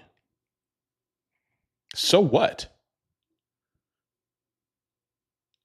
So what? Phil Zuckerman's feelings are irrelevant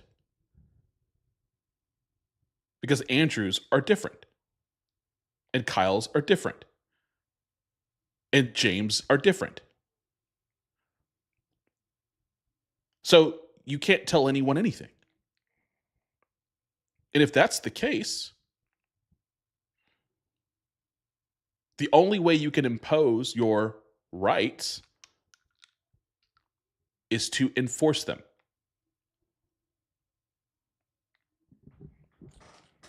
So the answer to the question, accurately, like Andrew said, is no, I can't. Nothing. There's nothing.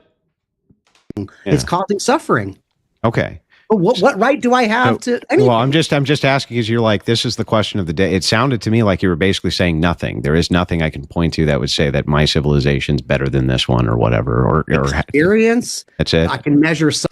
And that's Remember, the question was about Nazi Germany.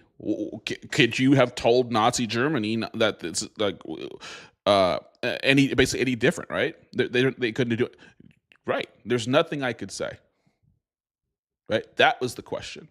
And the answer is nothing.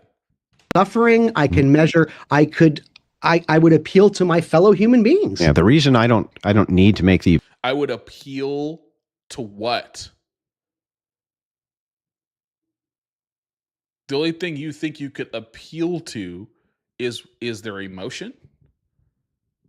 You're going to try to make some kind of emotional plea to make them feel what you feel so that you'll change their mind. That's what you're going to do with Nazi Germany? That's why these answers fall so flat and fall so short, because they presuppose a lie. And there's no conviction. There's no knowledge. He's talking to you from a place of no knowledge. No knowledge. Has no idea. That's why these answers are so empty. Appeal to demonstrate for you that there is a God is because ultimately you're a naturalist and a cultural relativist. Don't really have any grounds from which to say, even if I believe nothing but bullshit and lies and then wanted to govern based around that, there's not really any room for you to critique that. Well, what do you appeal to when you say if there was a culture that was practicing force? I appeal to force and preference, not God. Yeah, I don't need to. Well, God is just a method. I mean, force is just a method. Yeah, what are you appealing to? Well, I'm trying to explain if you want me to. Yeah, it's an interesting debate tactic that Andrew is doing, and it's almost kind of a it's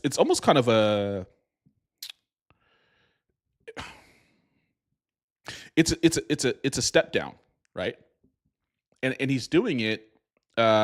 It's almost like you're using your secondary weapon. You don't even need to use your primary weapon, right?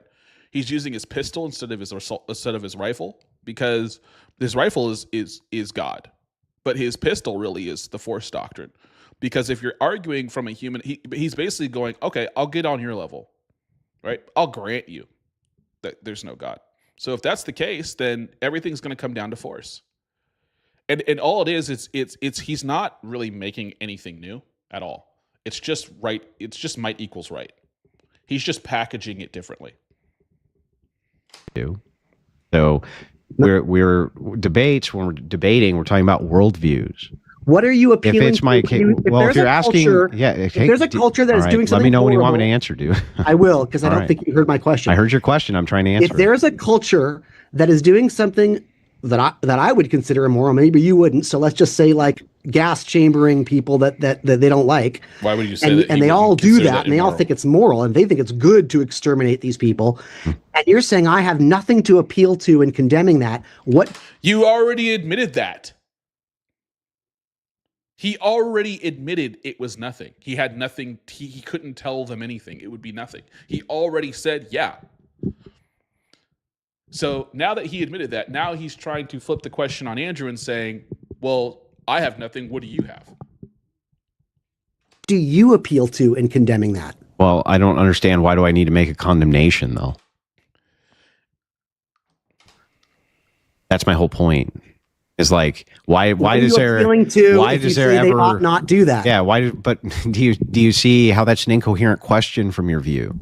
No, I'm asking you. So you would have no opinion on that? I'll explain it to you, right? You would have no opinion on that? You have no moral authority or grounding in which to call anything evil or bad.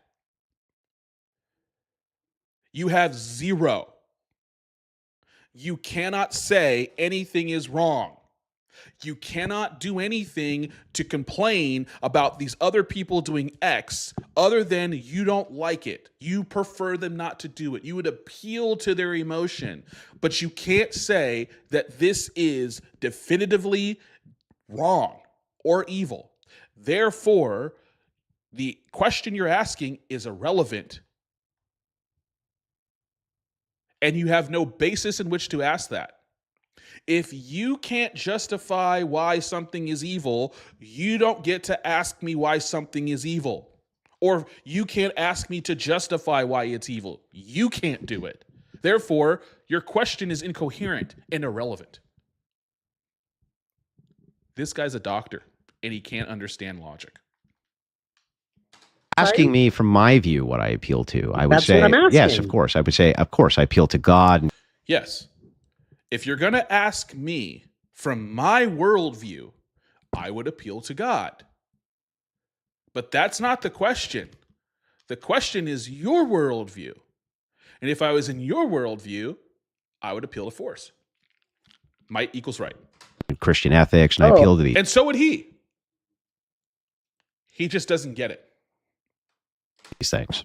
God, how is God suddenly reliable? I don't believe in your God. How can I don't think That's the point of the critique. I understand you don't believe in this God, and if I simply adopt your worldview, you now have no room for which to ever criticize mine because it's just relative. It's relative, though. Is suffering? Is it? Is there? What's alleviating suffering? Who cares? So what? So what? You're a fish evolved into a monkey, into a man. And you don't even know why you're here. You have no purpose.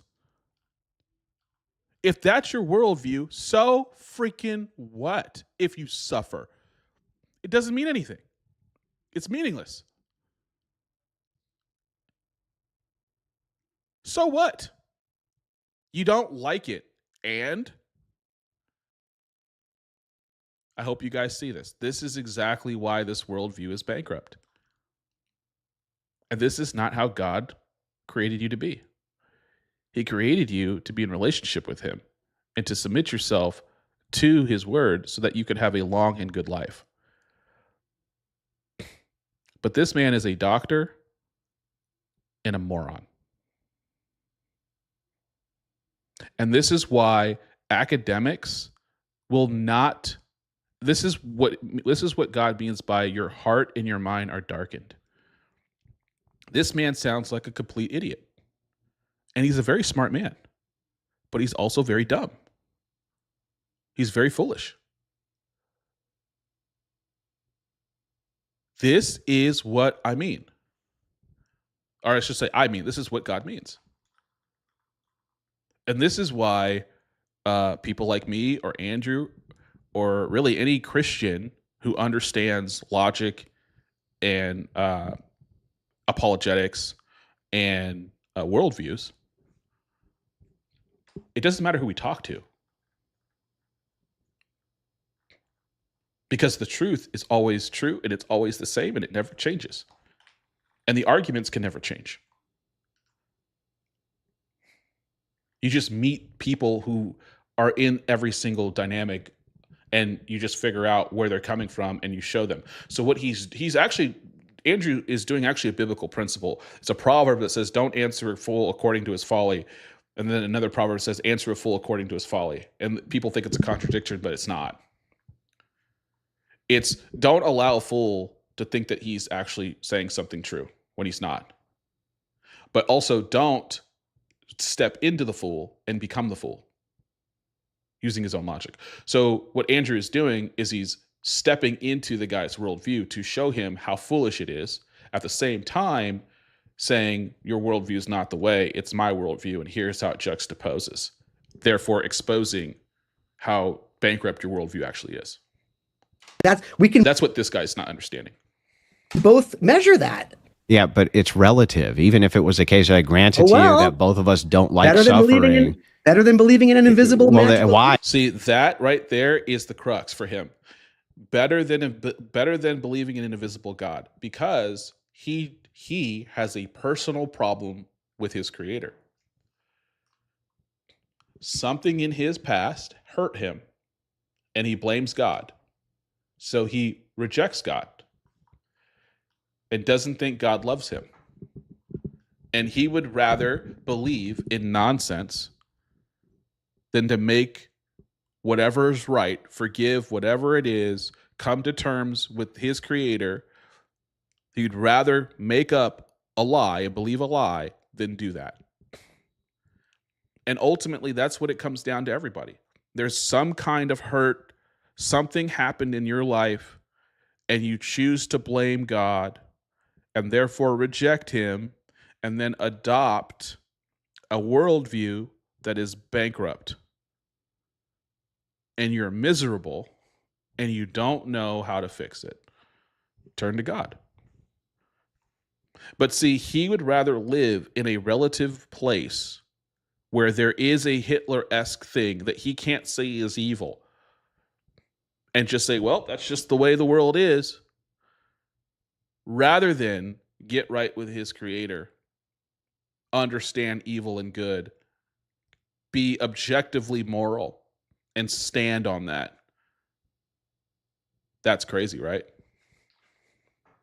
Hey, though, why is that? Why is believing in one better than or because I can worse? prove when people are suffering. You can't prove Yeah, there's but a why God. is it? There is no worse or better from your view. And again, who cares? So what? From your worldview, it doesn't matter. It's purposeless. It's meaningless. Matter of fact, if it's survival of the fittest and it's materialist, those people who are suffering, who are weak, should die and should get out of the gene pool so that the superior genes can survive. That's his worldview. But see, he's contradictory because he's stealing, he's borrowing from the Christian worldview worth and purpose and dignity, which he cannot justify and he cannot ground in anything other than whatever he feels in his own feelings and emotions. And these kinds of people are so arrogant because they think they have already taken for granted what where they're at. They take all this stuff for granted in order to create their conclusion. But if you took them back to the beginning, they don't have a conclusion because they have nothing in which to take a step from. It's blank, right? So that's why physicists like Lawrence Krauss have to say something came from nothing, and they have to start there because they can't explain the something, right? They have to take it for granted, and they can't. And if you hold your feet to the fire, their feet to the fire, like Andrew is, it sputters. You have a Then naturalist put your cigarette view. in your eye. Then put your cigarette in Yeah, your but that's eye. not. That's. Do you understand that you're mixing do up you once understand? again the idea of physical Put your pain and cigarette in your normative eye, claims? Andrew. Would it be If there's immoral if no- I did? Would it be if immoral if suffering- I did? Would it be I didn't immoral say if I that. put my eye? Exactly. I So didn't what are you say talking that. about, dude? What are you I talking never- about? It's just incoherent Andrew, babble. You put the word moral or immoral. I never used that language. I Because said we're talking about we when we're talking about what we appeal to, we're talking about what we listen appeal to my for word. normative claims. Shut your mouth and listen to Shut my your word. fucking mouth, Baldy. Yeah, you started it. Don't talk shit if you're not willing to have shit talked. All right. Let's Okay. hear from Dr. Zuckerman. You were trying to explain something. Go ahead, Dr. Zuckerman. Thank you. Okay, so what I was trying to say is I can prove if people are suffering. That's empirically observable, right? Just like I can prove to you that Andrew's lungs are in much worse shape than mine. Prove it. We can do a lung scan. So you can't prove it? We can do a lung scan. So you can't prove it then? Well, we humans, there is technology that could I want to give look at your lung, and there's technologies that could look at my lungs. And since I don't smoke cigarettes and you do, I'm pretty confident that there's empirical, objective ways to measure the health of your lungs versus Yeah, but my that's a lungs. different claim though. Right. So suffering, if a cult, I keep saying to you, I can measure when people are hungry. And you're like, no, you can't. I can measure when people are cold. I can measure when people are suffering. That's what I appeal to. That's not nothing. That's more, if maybe I can't prove it, but I can certainly gather more evidence whether people are hungry or not by their caloric intake and the state of their bones than you can prove that there's a God. So I don't think those are equal claims. Like, But well, why I'm does appealing to- but why is and then you say, why is suffering? No, I'm asking like if it was the case that I completely believed in something which is totally made up like you do, why is that even problematic? What's the Why would there suffering need made to up? be a demonstration of Suffering any of is made up? this? Suffering What is the made up? universalized way in which you're using it is, yes. Suffering's not universal. I You agree. can't even make universal claims like that, dude. Like when you say is suffering made up, it's like if you're saying that universally one type of suffering everyone suffers, yeah, that's made up. I didn't say that. Exactly. So then don't make the universal claim. When you say suffering made up, yes, it is. Yes, it is. The things you consider suffering to be, you fucking made it up. Your whole worldview is a construction of made up bullshit. So if it's the case, if it's the case, when does a person, can you give me the exact measurement of when a person becomes hungry? That's reducto ad absurdum. You're telling me people prefer to be hungry than not? I didn't say that. I asked you a specific question. I don't know the answer. Exactly. That's the fucking point, bro. That's the point. That's my whole point, right? It's like when you say a person feels hunger, therefore that's bad. It's only bad in the sense that you don't like it. Exactly.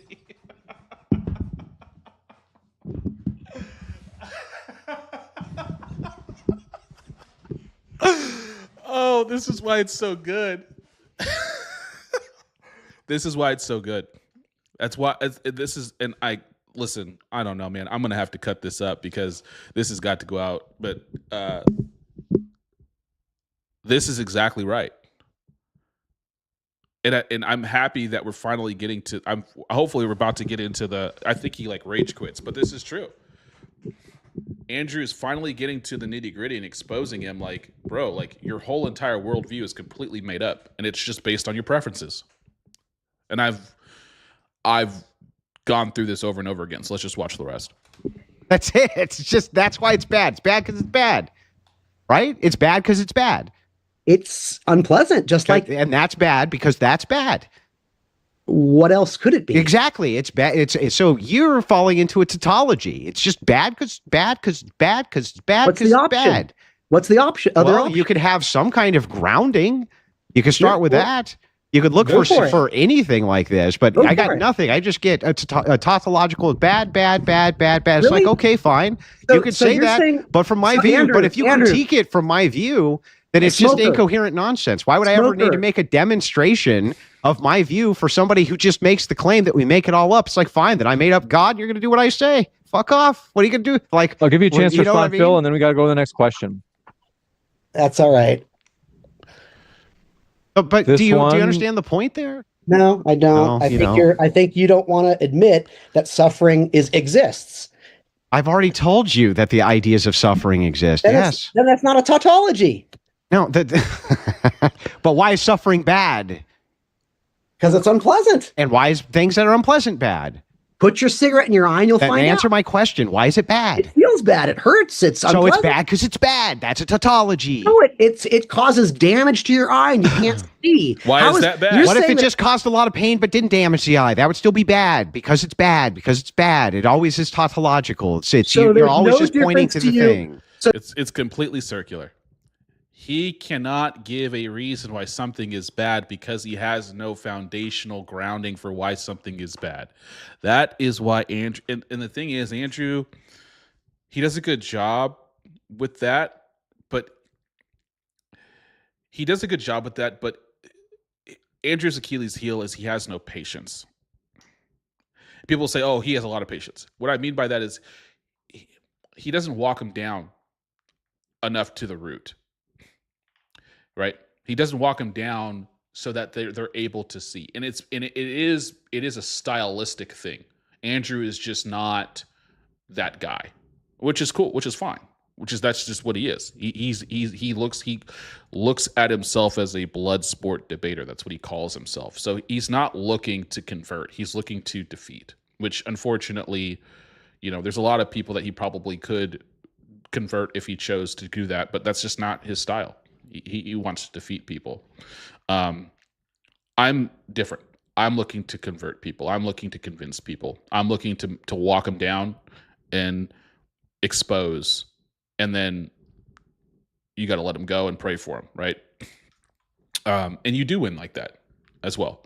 But at the end of the day, this guy, Phil, Andrew doesn't have any patience for this. There's no difference with you between always. And you can see Phil is having a very hard time understanding. He cannot follow this. And this is why logic in debate is so difficult, because it uses a different part of your mind, and the elasticity for this kind of work is something that takes repetition and study. And like the conversations that he's having, you know, even I have been studying this for years. I mean, it's same with Andrew. Like, no one's perfect, and you still are going to constantly learn stuff. But if you're, you know, if you're someone like Phil who is a layman and compare in this kind of thing, like, you're not going to be able to understand it. And it's because people take their worldview for granted. They do not think about why they believe what they believe. They take it for granted. This just exposes another person who is an academic, is an academic, a doctor, but has never sat down and worked through why he believes what he believes. And when he's challenged on that, his excuse is, well, everyone knows this. It's just is. It's bad because we know it's bad, right? We know it's bad. Yes, you do know it's bad, but you can't account for why, because you're rejecting the answer. And because you're rejecting the answer, you're trying to make up a whole bunch of other things to try to figure that out. And none of them make sense. Being hungry and never being hungry, those are the same things? Oh, they're not the same Why is it things. You bad don't to even be- understand what I'm talking about. He's not arguing that. He's arguing, why is it bad? And you can't give an excuse. Okay, I gotta go, James, but yeah, thanks for Oh, this is where he I quits? always regret doing these, and I always say I'll never do them again Because it makes you I look like an idiot? don't think they make the world a better place. And You regret talking to someone that doesn't agree with you because you don't think it makes the world a better place? That's a liberal. That's a liberal. You can't defend your worldview. You look incoherent and you look dumb. And you regret coming on here looking dumb. And you don't think it makes it a world a better. It makes it a great place because people like me get to look at you and talk about how dumb this is compared to a coherent worldview. Other people watch this and then they can arrive at that conclusion, but they can also challenge themselves to see why it is they believe what they believe. This is exactly what the world needs. The world needs debates so that ideas win and that they challenge the viewer. And this was a really good one. So if this is where he quits, this is where I'll I think it made the world a better place. I think this time 100%. I really decided I'm done with this. It's not my forte. So Andrew, you keep making a living, barking at people, and that's the one thing I don't like Andrew in is I don't think he's really has had a challenge. I don't know if he's picking these people or he just accepts whoever, but I really think that there isn't. And but to his credit, like, he's on the side of truth, so it's very hard to defend lies. And it's very hard to defend incoherency. not finding common ground. I'm going to go. You barked at me first, dude, just so you know. I'm gonna take care of my wife, and you can continue with your mic and your angry white dude in the back. Yeah, I'll also take care of my wife. Why? Well, I mean, because I want tautology. to. It's a tautology. Because this is how petty this gets. This is hilarious. This is supposed to be a professional person. Andrew broke his programming.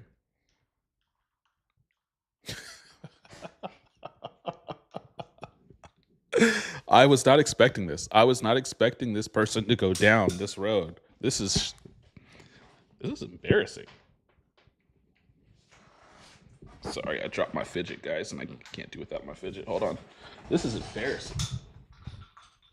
He really Okay. I'm just gonna let this ride. It's fun. Why do you want to? Well, who cares? It's fine, right? No, it's not. What's tautological about me taking care of my wife? How's that a tautology? I said to you, suffering is bad. Why is that? How's that a tautology? Like, it's not. Yeah, exactly. What are you talking about? I don't even know what you're talking about. That's not a tautology. Yeah, that's great. I'll take care of my wife too. I'm glad that we've established this. But thing is like this wasn't even that. This wasn't even that contentious of a debate. And the But idea I'll that take like care of my life. I'll take care of my wife because I have compassion for her. Andrew will take care of her because a supernatural being commands it. Why is one better than the other?